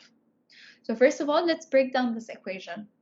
The V initial or the V0 is the initial velocity. Once I've mixed the reactants together, whatever initial velocity I'm going to measure at the time, this is the initial velocity, is equal to the Vmax. This is the maximum rate of reaction that the reaction can possibly reach to. That's the maximum rate or maximum velocity. And as you can see it on the graph over here, that's the Vmax over here. Once it plateaus, this is the Vmax. It can go anywhere higher. Times by the substrate concentration. So whatever substrate concentration I put into the reaction, this is the substrate concentration. Yes, Aroosha. Hi, Jana. Sarah asked a question in the chat. Did you go over it, or should I tell you what she asked? Oh, sorry, I can't see them. Yeah. Okay, so she asked, so K2 and K to the power K -1 are both dissociation. So sorry, what with k to the power of -1? Yeah, k -1 and k2, so they both are basically dissociation. Exactly. Both of them are dissociations. Does that make sense? I'm sorry, who put the question? Sarah. Does that make sense, Sarah, now? She says yes. Okay, amazing. Okay. So as we were saying, we have got the Vmax, which is going to be times by the concentration of the substrate. And that's going to be over the Km. So the Km is the substrate concentration at half Vmax. So over here, I've got my Vmax. At half Vmax, the substrate concentration at then is what we call the Km. So Km, this is a very important point, okay? Because then this will allow me to determine the effect of, say, inhibitors on the rates of reaction and so many other things that we're going to have a look into. Km, which as we said is the substrate concentration at the half Vmax, reflects the affinity of the enzyme for its substrate. The lower the Km, as a rule, the lower the Km, the greater the affinity the enzyme has for its substrate. Because if you think about it, we said that the Vmax is what is the maximum velocity the reaction can obtain. Okay, so if I can reach half of that maximum velocity with a shorter or with less substrate concentration, then in that case, the enzyme has a greater affinity. The enzyme is essentially, it doesn't really require a lot of substrate in order to reach that half Vmax. So therefore, as a rule to remember, the lower the Km, the greater the affinity of the enzyme for its substrate. Another way to remember the Km, as that's why we were saying dissociation and association. So another way to calculate the Km would be doing K2 over K1, the dissociation over the association. Now, why didn't we include k to the power of -1, even though k to the power of -1 is a dissociation, and I definitely can include it in my equation? It's just that it's usually a very insignificant value. What if a question came up and includes k to the power of -1? Definitely include it in that case. So it'd be k2 and then k to the power of -1 over k1 in that case. But even though we haven't seen any kind of questions asking on this, again, it's about interpreting the equation. So the equations I'm going to show you right now, these equations are for interpretation rather than calculation, okay? So rarely are there any calculations at all. I have a question. Go for it. Can you go back? Of course. In Dr. Ahmed's slide, he did the opposite of what you did. He removed K2 and he put it K-1 over K1. He ignored K2. He didn't ignore K-1. Interesting. Well, in that case, he's not incorrect, by the way, because he stopped essentially here. So he didn't continue with P plus the enzyme. He didn't continue with the product and the enzyme. So it would have usually stopped at here. So he would have done enzyme plus substrate will give you the enzyme and the substrate. So in that case, you would measure then the Km of only that part of the reaction. Does that make sense? And that's why he did k to the power of -1 over the K1, which is still correct, this association over association. But he didn't include the part, or that, not Dr. Ahmed, but that part of the equation that is included does not include the product and the enzyme component of the equation. Does that make sense? I think it's included because he wrote K-1 plus K2 over K1. Then he put it a dash on K2. Like he included everything in this equation. E plus S give us ES plus PE. So for again, but he mentioned also Dr. Ahmed mentioned that because K2 has low affinity for the low affinity and it's very low concentration, so it will not affect the calculation. Can you check the chat? He sent the photo of a picture of the slide. Let me, sorry. The Of chat. course. Yeah, I'll go for the chat. Let me see. Perfect. So he removed the K2 because he said it is insignificant. Is that correct? Is that what he said? I don't know if he said it's insignificant, but he removed it. He didn't mention why he removed it in the slides. Right. Well, according to the book, it's actually the other way around, where the book actually crosses the K to the power of -1, because the enzyme's affinity to actually, go from the enzyme substrate to the enzyme plus substrate is less. But I'll check that for you, even though the book does say it is K2 over K1. But since Dr. Ahmed says that, I will go back to the book again and I'll double check that for you. Okay? I've sent the explanation he added in the slide in the chat. It should be available. All right, perfect. Let's have a look at that then. I don't want anyone to have any doubts. So it says here the reversibility of the step is ignored because at initial rate, the product concentration is still very low. Okay, many enzymes have little affinity for them. So he is saying, so this equation over here is at the initial rate. So it's not as the reaction progresses. So this would usually be at the very beginning. That's what I understand from here. Because later on, you're not going to have a reaction if the product is not being formed. That's why K2 is really important, because K2 is essentially the rate of the dissociation of the enzyme substrate complex into the product and the enzyme. The whole point of the reaction is to form the product. So if we ignore K2, then we're saying that there is no rate occurring over here. But I believe what Dr. Ahmed was referring to, and you can correct me if I'm wrong, that this is at the initial. As it says here in the second point, it says at the initial rate. So you wouldn't consider K2 because you still don't really have a lot of, first of all, enzyme substrate complexes being formed. And therefore, you don't really have, the K2 wouldn't be this high.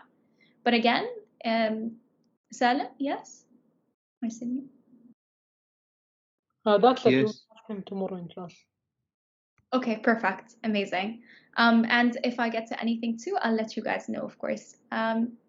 Any further questions regarding to this point? But this information I have obtained from the book. So as I said, I think the point that Dr. Ahmed included in his slides refers to the initial rate, in which this is of course correct. But what I'm referring to is the overall reaction.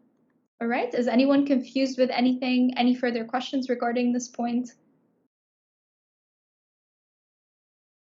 All right, perfect. But of course, go check with your doctor because what your doctor said is more reliable. All right, catalytic efficiency. So how efficient does an enzyme, when we look into the catalytic efficiency, we want to ask ourselves, how efficient does an enzyme convert the substrate into the product? So as I said again, the whole point of a reaction is to always convert something into something. So I want to know how efficient is the enzyme actually catalyzing this reaction and doing the conversion from the substrate into the product. And that conversion, this efficiency, I can measure it using the turnover number. Turnover means the number of substrate molecules converted. I'm converting it from being a substrate molecule to a product per unit time. So the turnover number would be the number of substrate molecules being converted from a substrate into a product. And that will allow me to determine, is this catalysis efficient or not? Is this enzyme being efficient or not? Okay, so let's do a question over here. Which of the following statements about a plot of the V initial versus the substrate concentration for an enzyme that allows the Michaelis-Menten kinetics is false? So which of these over here is false? Who can answer this for me? And as I'm going to read the statements right now, but once someone gets the answer, please unmute your mic and let me know. Or you can type it in the chat and Aroosha will let me know your answer. So A, as the substrate concentration increases, the initial velocity of the reaction also increases. Is this true or false? False. Is this false? Because I'm trying to find the false statement. So as the substrate... Okay, yeah, that's true. It's true. Right, perfect. B, at very high substrate concentrations, the velocity curve becomes a horizontal line that intersects the y-axis at Km. False. False. This is false. And why is it false? Who said false and why is it false? Km in the half of the Vmax, not in the not within the Vmax, not in the high concentration. It's in the concentration. So the Km would be, the Km is the concentration of the substrate at which it reaches and half V max. Okay, so B here is the false statement, so the answer is B. Well done, Sana. Okay, if you wanted to explain the concept of Km to someone who didn't know as much about biochemistry as you might say that A, Km is a measure of how badly the enzyme reacts in the presence of other enzymes. B, Km is the substrate concentration that allows the reaction to proceed at half of the maximum velocity. C, D. So the answer is? B.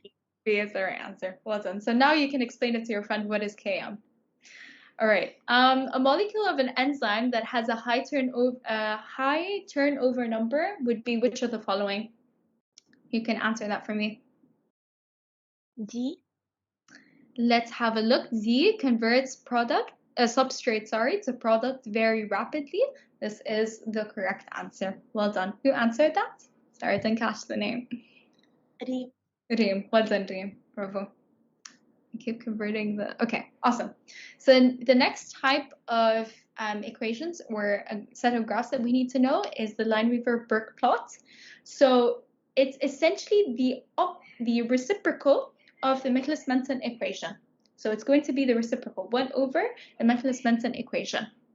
And I want you guys to be able to remember this. And again, this is always about the interpretation of the equation rather than using the equation for calculations. So we need to interpret this. How can I interpret this? I want you to think about this as it's essentially a linear graph equation. So remember in school how we took y is equal to mx plus c. Y is the y-axis. X, of course, is our x-axis.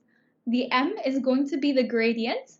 And the plus c is going to be the y-intercept. Now, with that in mind, let's go back and do the same thing. 1 over the velocity is going to be my y-axis. The x-axis is going to be the 1 over the concentration of the substrate. The m, which is the gradient, is the Km over the Vmax. So Km over the Vmax plus the y-intercept. The y-intercept in this case is 1 over the Vmax. Okay, I have now the equation in mind. I can link it to a linear graph. Let's apply that into an actual graph. So I have this graph in front of me right now. So on my y-axis, I have the 1 over the velocity. On the x-axis, I have the 1 over the substrate concentration. Over here, the gradient, which is the m, is the Km over the Vmax. So Km, again, recall it, it's the substrate concentration at half Vmax. So I'm doing that. Over the Vmax will give me my gradient of the Burke plot. Whereas then the the y-intercept is going to be the half Vmax. Now, the one thing I'm not going to be able to obtain by just looking at the equation is going to be the x-intercept.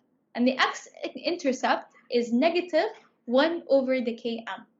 Minus 1 over the Km, that's the x-intercept. Again, interpret the equation and try to apply that to the graphs that you'll get on the quiz or your midterm or wherever it's going to appear. Because these equations are there to kind of help you link to the actual graph. Is that clear, or would you like me to repeat that again? All good? Okay, I see. Oh, someone unmuted their mic. Is there a question? Salim or Sada? No, all good. Oh, okay, awesome. Yeah. So let's get onto this then. So by what we just took, who can tell me what is the slope in the Burke reciprocal plot? What would be the slope? C. C. Km over the Vmax. Anyone thinks it's another answer? What is A? What is 1 over the substrate concentration? Where would I find that? What is this in the equation? The x-axis. The x-axis. Well done, Muhammad. B. What would B be? So the 1 over the velocity, where would I find that?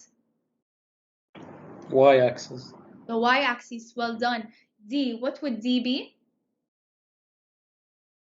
The y-axis. 1 over Vmax is 1 over... Y-intercept. That's the y-intercept. Well done. And how about E? 1 over negative 1 over the Km? The x-intercept. The x-intercept. Well done. So Salim, just be careful not to confuse yourself between L1 over L velocity and the 1 over L Vmax. Okay? Inshallah khair. Okay, let's then get into the next question. So, the double reciprocal transformation of the Michaelis-Menten equation, also called the Lineweaver-Burke plot, is given by this equation over here. So they gave you the equation. To determine the Km from a double reciprocal plot, you would do what? Now remember, where did I get Km? What kind of part of the graph can I get the Km from? From the x-intercept. The x-intercept. Perfect. So which one is correct in this case? A. Is it A, multiply the reciprocal of the x-axis intercept? C. Take the reciprocal. So it says here, take the reciprocal of the x-axis intercept. So in that case, it would be, because the x-axis, sorry, the intercept of the x-axis is negative 1 over km. So in that case, yes, it would be that. Well done. If there is a negative 1 in the multiple choices answer, so it will be the answer instead of 1. Instead of 1, so multiply the reciprocal of the x-axis intercept by 1. Yeah, it wouldn't work. It no, wait, sorry. I will have to. So when you do the reciprocal, it should be actually by negative 1. It should be in that case. I did the question and it was by a negative 1. By negative 1, right? Yeah. So in that case, it would have to be multiplied the reciprocal of the x-axis intercept by negative 1. So the most correct answer would actually be A in the case that it's negative 1. All right? Does that make sense? Yes. That's my fault. I'll have to edit that question before I really give it to you guys. But yes, you are correct, Salim. Well done. Okay. Moving on then to the enzyme inhibition. So enzyme inhibition, we have different types of enzyme inhibition, and that's the last part of 6.4, inshallah. Enzyme inhibition is a means by regulating an enzyme activity. It's one means of regulating it, and inshallah, Aroosha will cover the rest of the types of regulation of enzyme activity. This inhibition could be either reversible or it could be irreversible. Now, in the case that it's reversible, we have 3 different types: competitive, non-competitive, uncompetitive.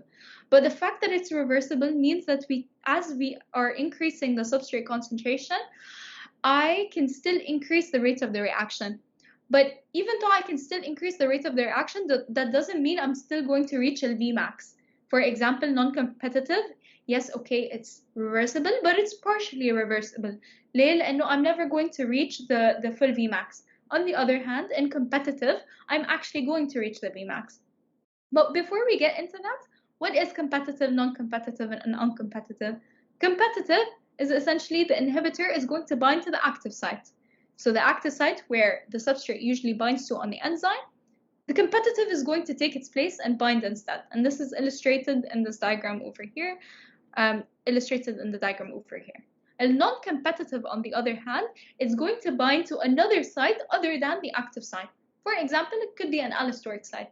but I can just say in general, any other site other than the active site, we're going to call this non-competitive. Uncompetitive is different. It's essentially the first thing that's going to happen, the substrate is going to bind to the enzyme. After I've created that enzyme substrate complex, it's going to create a kind of a new site for this uncompetitive inhibitor to bind. So the uncompetitive inhibitor is an inhibitor binding site is created after the substrate binds to the enzyme. So after I've created my enzyme substrate complex, a new site, inhibitor binding site is created. This uncompetitive inhibitor can then bind. On the other hand, I have irreversible inhibition. Irreversible inhibition means that even if I continue to increase the substrate concentration, it's not going to increase the rate of reaction again. Why? Because what I would do is that the inhibitor is going to bind permanently to the enzyme, modifying the enzyme via covalent interactions or via covalent reactions. And these covalent reactions are they're essentially going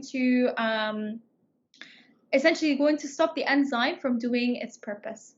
So all of these other reversible inhibitors, the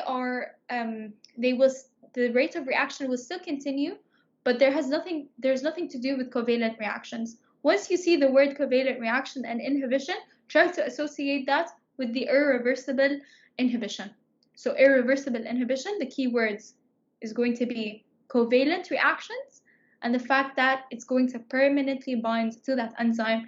Therefore, it can no longer function and it will no longer be able to catalyze any of the reactions. Okay, so these are the 4 main types. Now let's have a closer look at each of these types and link it back to the equations and graphs that we had a look into. Let's go here. First one is going to be the competitive inhibition. As I said, the actual inhibitor is going to bind to the active site. So the inhibitor is going to bind to the active site where the substrate is binding, and it binds reversibly.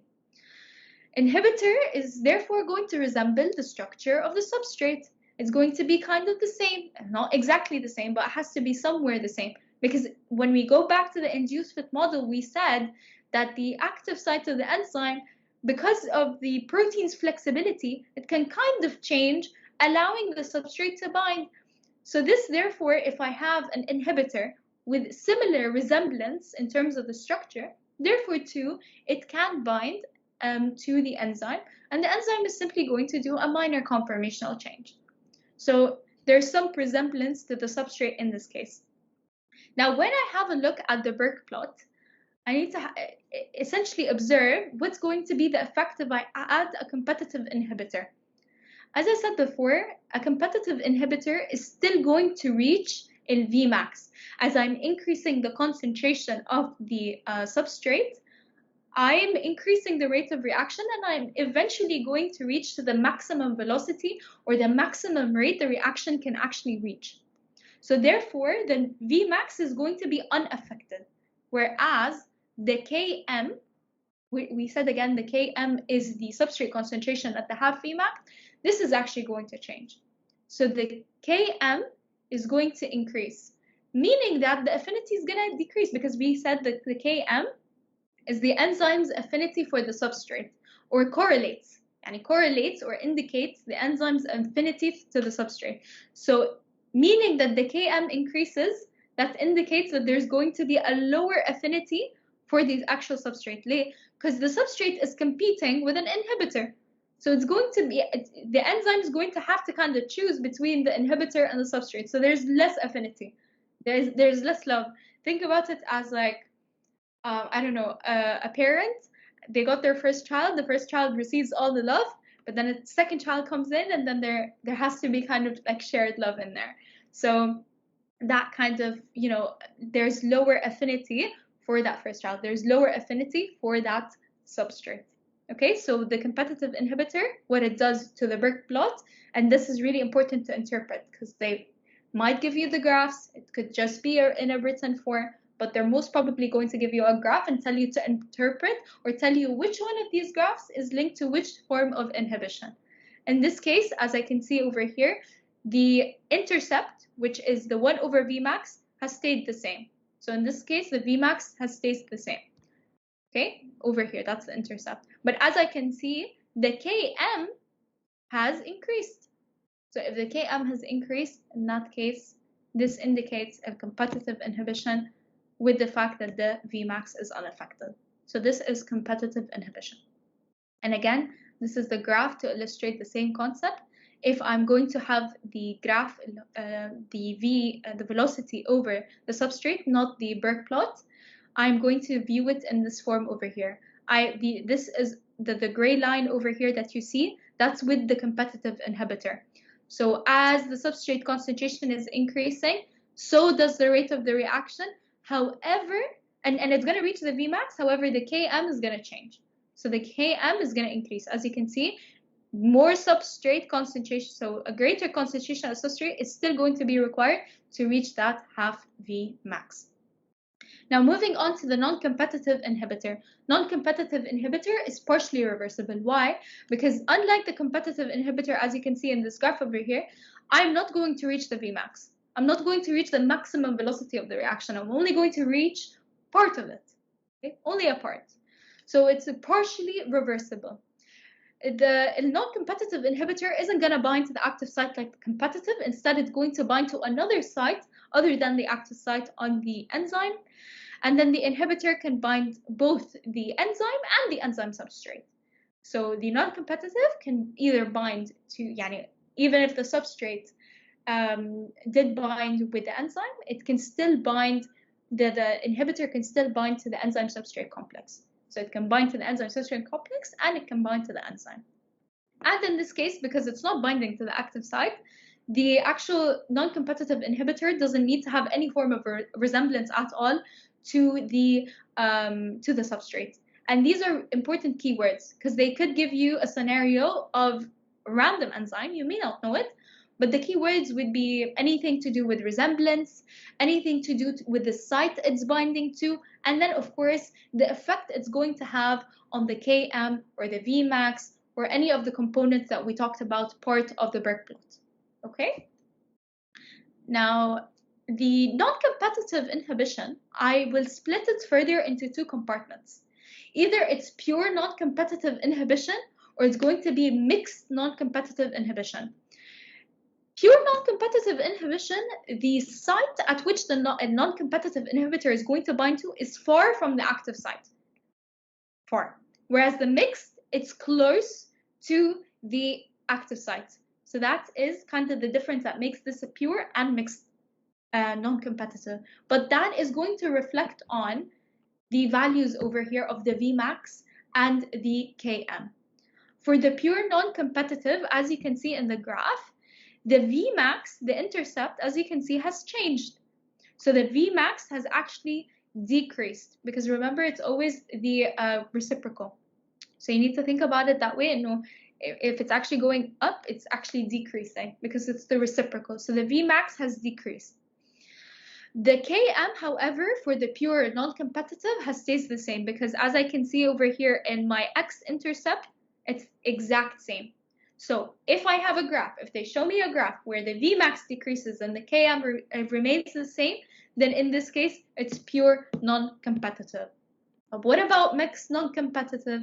Mixed non-competitive, two changes are actually going to happen in this time. And I want you to think about it as it's actually mixed because, yes, Salim. Sorry for interrupting, but the uncompetitive pure and non-competitive, the Vmax and Km, the Vmax and Km are like the same. How to differentiate between them? For which one? For the pure and mixed? Yeah, for the pure and non-competitive. For the pure and non-competitive. But pure is non-competitive. Pure is a type of non-competitive. So the pure and mixed are types of non-competitive inhibition. Is that your question, Salim? Oh, do you mind repeating the question again? Sorry, by mistaken. It's midnight. It's okay. Sorry. All right, perfect. أما المixed non-competitive, it's going to have two other differences. And I want you to think about it this way. In a competitive inhibition, we said Km increases, okay? But Vmax stays the same. So I'm just going to take the Km increases and I'm going to give it to the mixed non-competitive. And a similar thing with the pure non-competitive, we said that Vmax decreases, Km remains the same. So essentially, if you mix pure non-competitive with the competitive, now this is not scientifically speaking, but if you want to remember it this way, you can remember it this way. In no mix, it's like it's going to be a blender between the pure non-competitive and the competitive. Essentially, the two changes that are going to happen in the pure non-competitive, احنا قلنا the only change that's going to happen in the Vmax decreases. And the change that's going to happen in the competitive, we said that the Km is going to increase. So these two changes over here, take them together, mix them together, gives you the changes that are going to happen in the mixed non-competitive. This is the way I personally remembered it when I had to remember it last year. How can I remember a mixed non-competitive? Considering that mixed and pure are just branches of the non-competitive. Okay, and again, you can observe the graph to see, as you can see, the Vmax over here has decreased and the Km has increased. So mixed, as a way to remember it, a mix between pure non-competitive and competitive changes. The last type of inhibitor we're going to look into is the uncompetitive inhibitor, which we said is only going to bind when there's an enzyme substrate complex. So once there's an enzyme substrate complex, a new site is going to form, and then the uncompetitive inhibitor can essentially bind to it. So as you can observe in this graph over here, you can see that the gradient is actually the same for both the line graph with the inhibitor and without the inhibitor. The changes, however, we actually have two changes. The Km and the Vmax are going to both decrease. And because both of them are going to decrease, that's why I can see that the gradient is actually the same for both of them, with inhibition and without inhibition. So the way to determine an uncompetitive inhibitor and to remember it is when I see a graph where the gradient is the same, the line graph of the inhibited line is going to be the same gradient or parallel to the one that is uninhibited, meaning indicating that both the Vmax and the Km, both of them have decreased in that case. So who can tell me, who's the superhero that can tell me again all the changes according to the Burke plot with every inhibitor that we covered, being competitive, non-competitive pure, non-competitive mixed, and uncompetitive? Who wants to give it a try?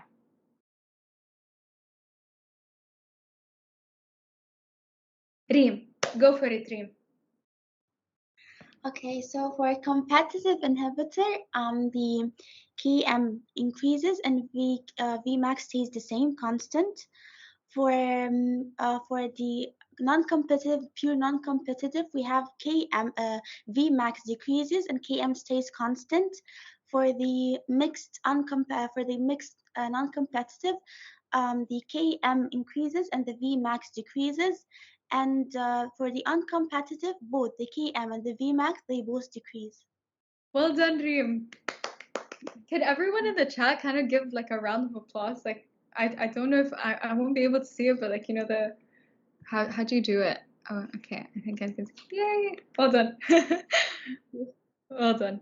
All right, awesome. So that's a perfect summary here by Reem. All right, then to the last part for 6.4. Let's solve some questions together. Well, I'd really recommend to anyone that didn't participate in the past questions to participate here. So who would like to go for this question? حماس جماعة, the exam, the quiz is after tomorrow. Yalla, give it a shot. Who wants to go for it?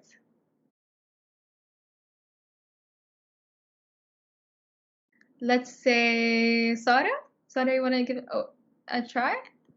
And then Salim, you can do the next question. Mariam, is Mariam answering this one? Oh no, it's not this question. So Sarah, can you hear me? Are you here? I can't see the chat much. Okay. Who would like to go for this question? So it says here, in a plot of 1 over the velocity against 1 over the concentration of the substrate for an enzyme catalyzed reaction, the presence of a competitive inhibitor will alter the, go for it, Salim. Will alter the intercept of the 1 over h axis. I'm not sure. Okay, so you're saying it's going, so what is the intercept of the 1 over the substrate? Sorry, the substrate concentration. What is that intercept? For the Km? Would that be that in that case, that would be the Km, and then Km does change in the competitive inhibitor, and therefore, this is the correct answer. Well done, Salim. Well done. Another round of applause for you. Okay, awesome. Let's move on then. In competitive inhibition, an inhibitor is it A, binds at several different sites on an enzyme, binds covalently to the enzyme, binds only to the enzyme substrate complex, binds reversibly at the active site, or does it lower the characteristic Vmax of the enzyme? Which one is it? Who can answer? D, binds reversibly at the active site. Well done. That is the correct answer. What would B be? What type of inhibitor would covalently bind to the enzyme? Irreversible inhibitor. Irreversible inhibitor. Well done. Great job. Vmax for an enzyme catalyzed reaction, is it A, generally increases when pH increases in the presence of a competitive inhibitor, is limited only by the amount of substrate supplied, is twice the rate observed when the concentration of substrate is equal to the Km, or is it is unchanged in the presence of an uncompetitive inhibitor? Which one do we think is the right one?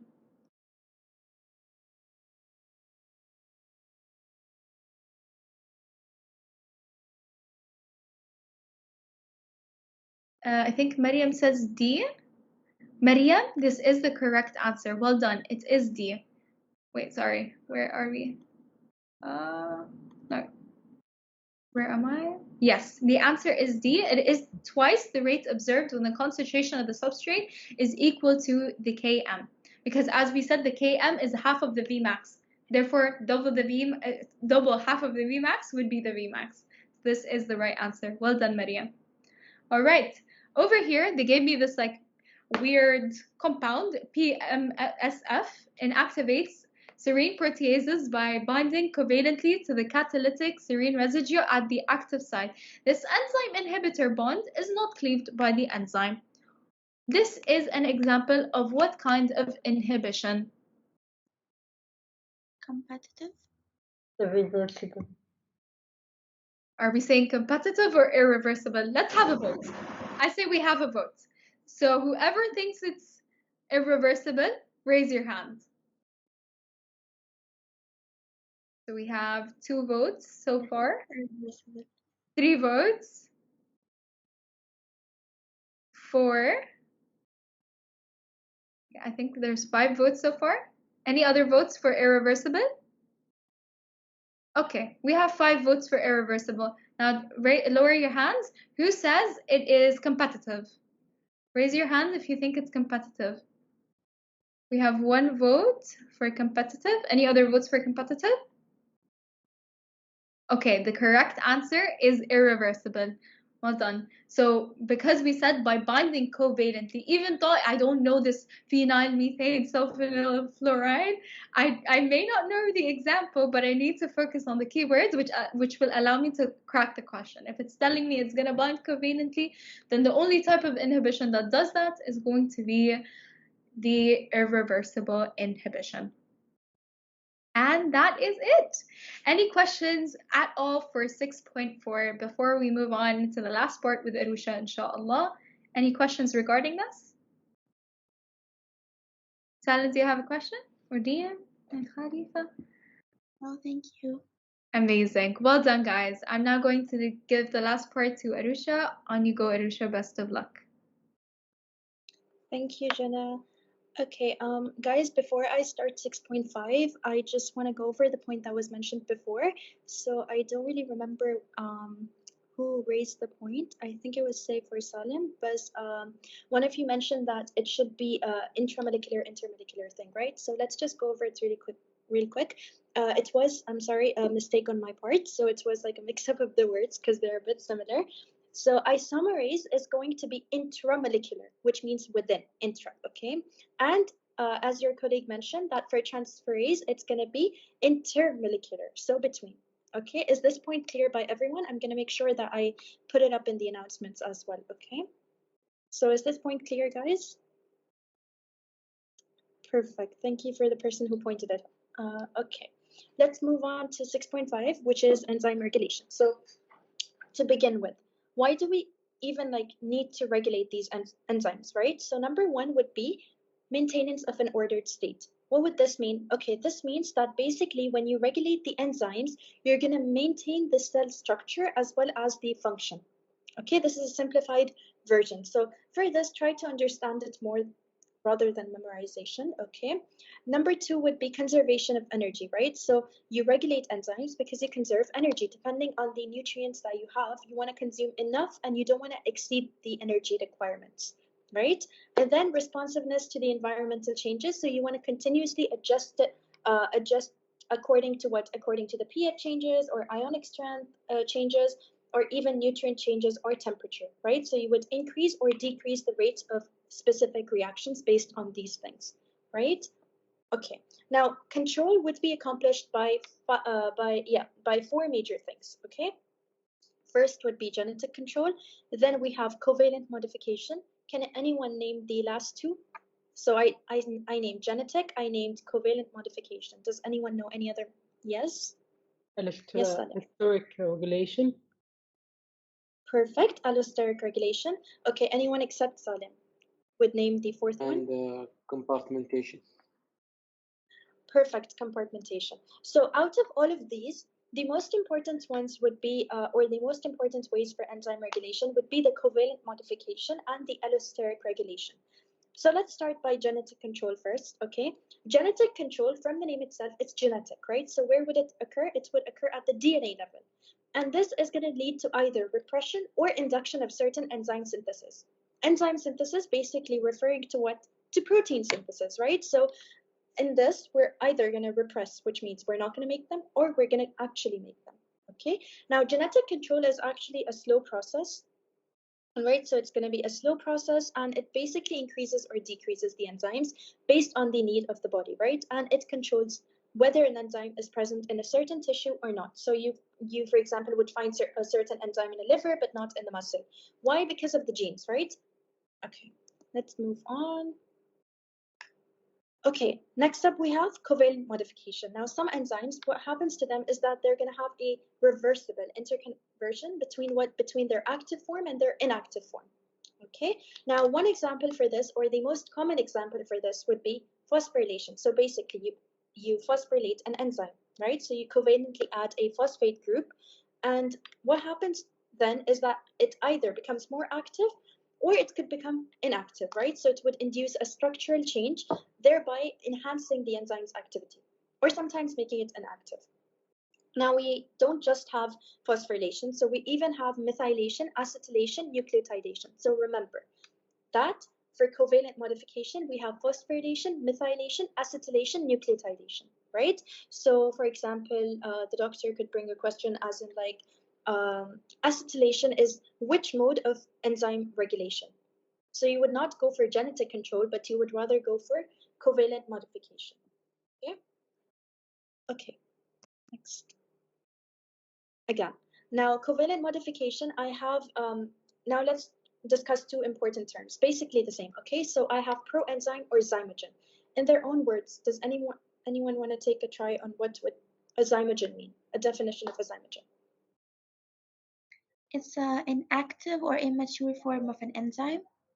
Perfect. So some enzymes, what happens is many enzymes actually are going to be produced, right? And they would be stored as what? As inactive precursors. Inactive precursors, and that would be termed as proenzyme or zymogen. So sometimes the questions could be as simple as just a definition and you just have to pick a right word, right? Sometimes we just mess up these questions because we don't focus on details, or sometimes we just think that's easy. but the questions could be as simple as this. So don't like try to push yourself too hard that you forget the basic info. Okay, anyways, coming back to the topic. So zymogens would then be converted into active enzymes by irreversible cleavage of the peptide bonds, right? Okay. So basic idea, zymogens or proenzymes are basically inactive precursors. Okay, let's move on.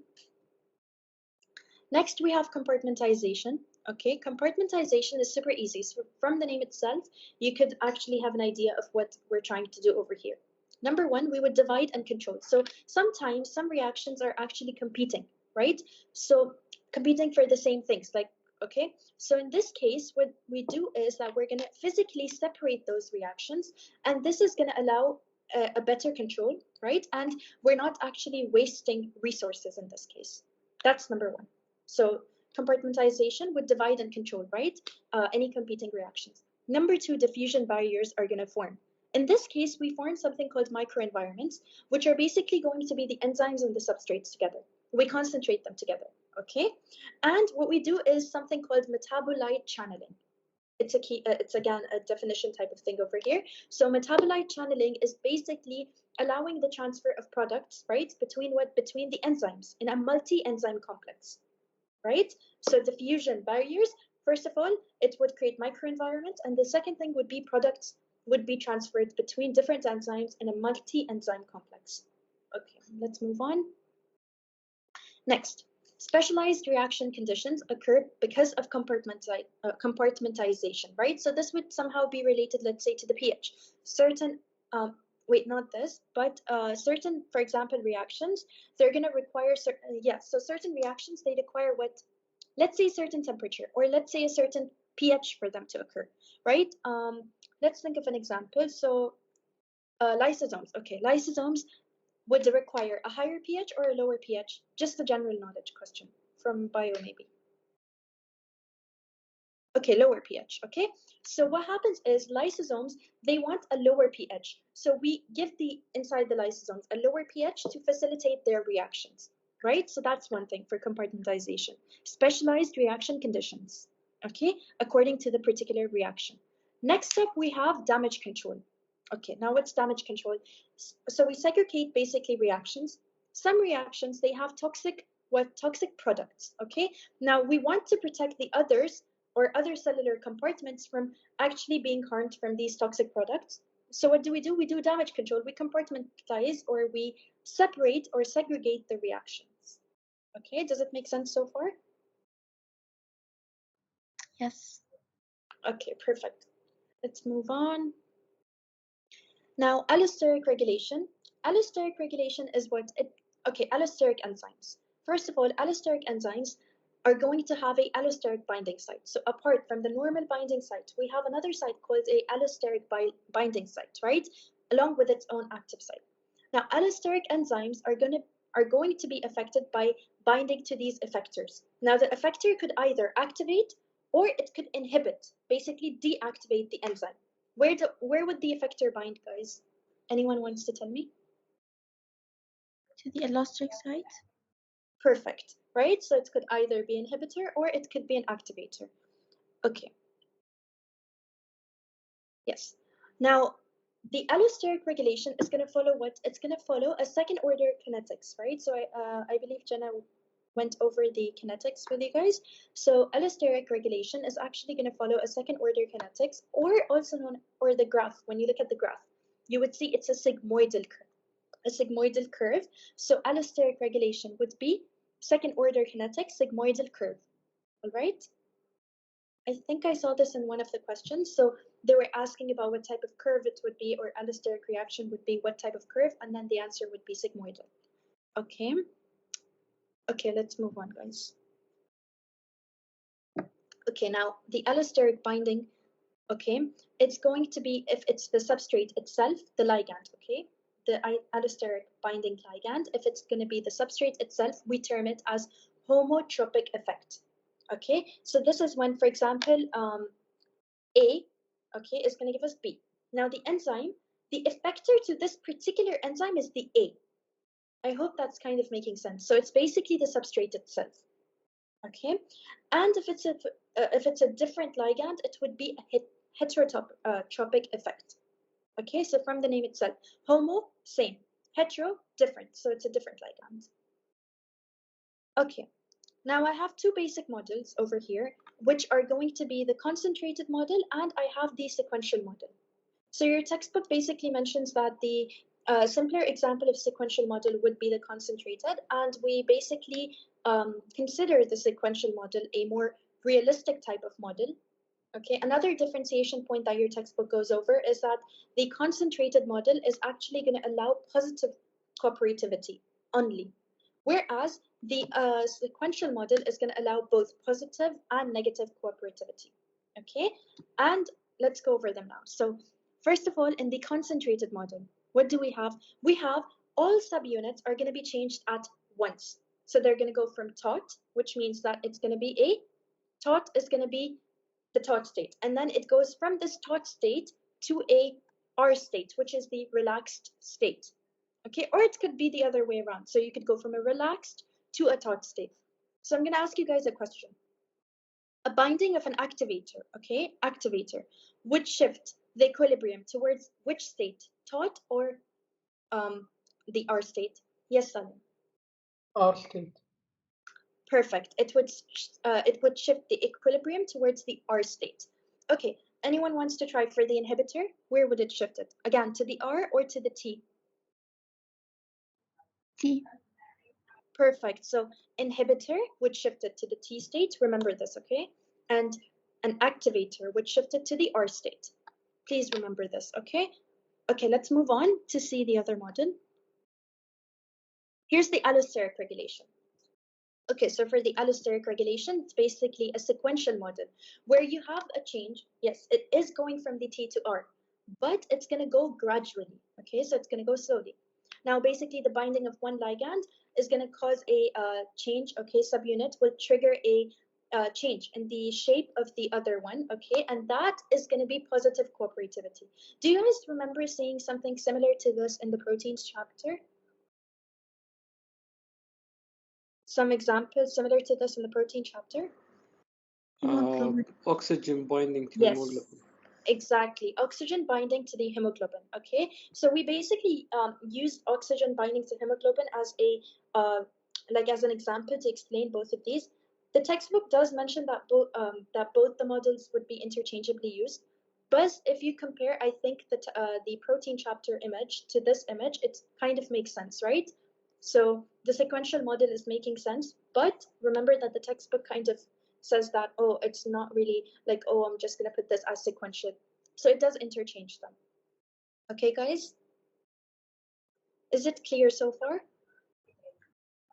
So allosteric is just positive, and sequential model is just positive, and the concerted model can be positive and negative? No, the opposite around. So sequential is going to be positive and negative, and concentrated would just be positive cooperativity. Does that make sense? Yes, thank you. Perfect. Okay, guys. Okay, so your textbook does mention a lot of details. Please read over it about these two models, right? And then it basically just summarizes important parts as well.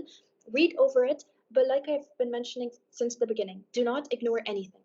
Okay, it is going to help you, but do not indulge yourself into so much detail that you just forget the most basic things. Okay, they're never ever going to bring detailed questions. Okay, they want to test the basic concept. Inshallah, the exam is going to be super easy. The test is going to be super easy, so go for everything, but focus on the major concepts more. Okay, now let's try some questions. Does anyone want to volunteer to read this? I know we're all tired. Just 2 questions and then we're done. If you guys have any questions, we're going to go over them, and inshallah, the test is going to be super easy. Okay, guys, anyone wants to read this? Yes, Salim. Many enzymes are regulated by having more than one binding site. What is the term used to describe these enzymes? Allosteric enzymes, lipases, proenzymes, lysases, isomerases. I guess it is allosteric enzymes.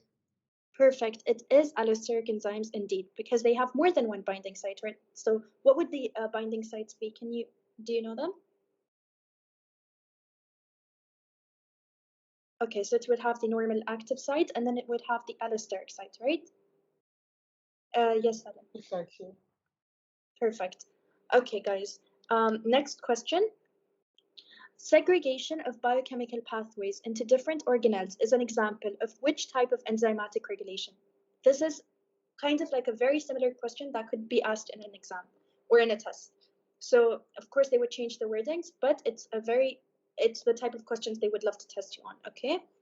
Salim, you've been our most participating person, so let me see if I can pick on someone else to answer this. I think you deserve like a trophy for this, to be honest. 100%. And I Right? think Reem, mashallah, also Reem, contributed a mashallah, has lot. contributed a lot, and of course the others as well. 100%. Okay. Let me pick on a random person. Let me do the Jana method. Okay, so Muhammad Hassan. Are you with us? Okay. I think Maryam put it in the chat. She put D. Maryam has also been contributing a lot, mashallah, in the chat. I did not see the chat. Okay, Maryam, your answer is perfect. It would indeed be compartmentation. Why? Because we're talking about putting them into different organelles, right? Segregation. Segregation would contribute to compartmentation, right? Okay, guys, so remember that these are the type of questions that would be asked. So try to when you're when you're learning, okay, new concepts, try to test yourself because that would actually help you for the exam.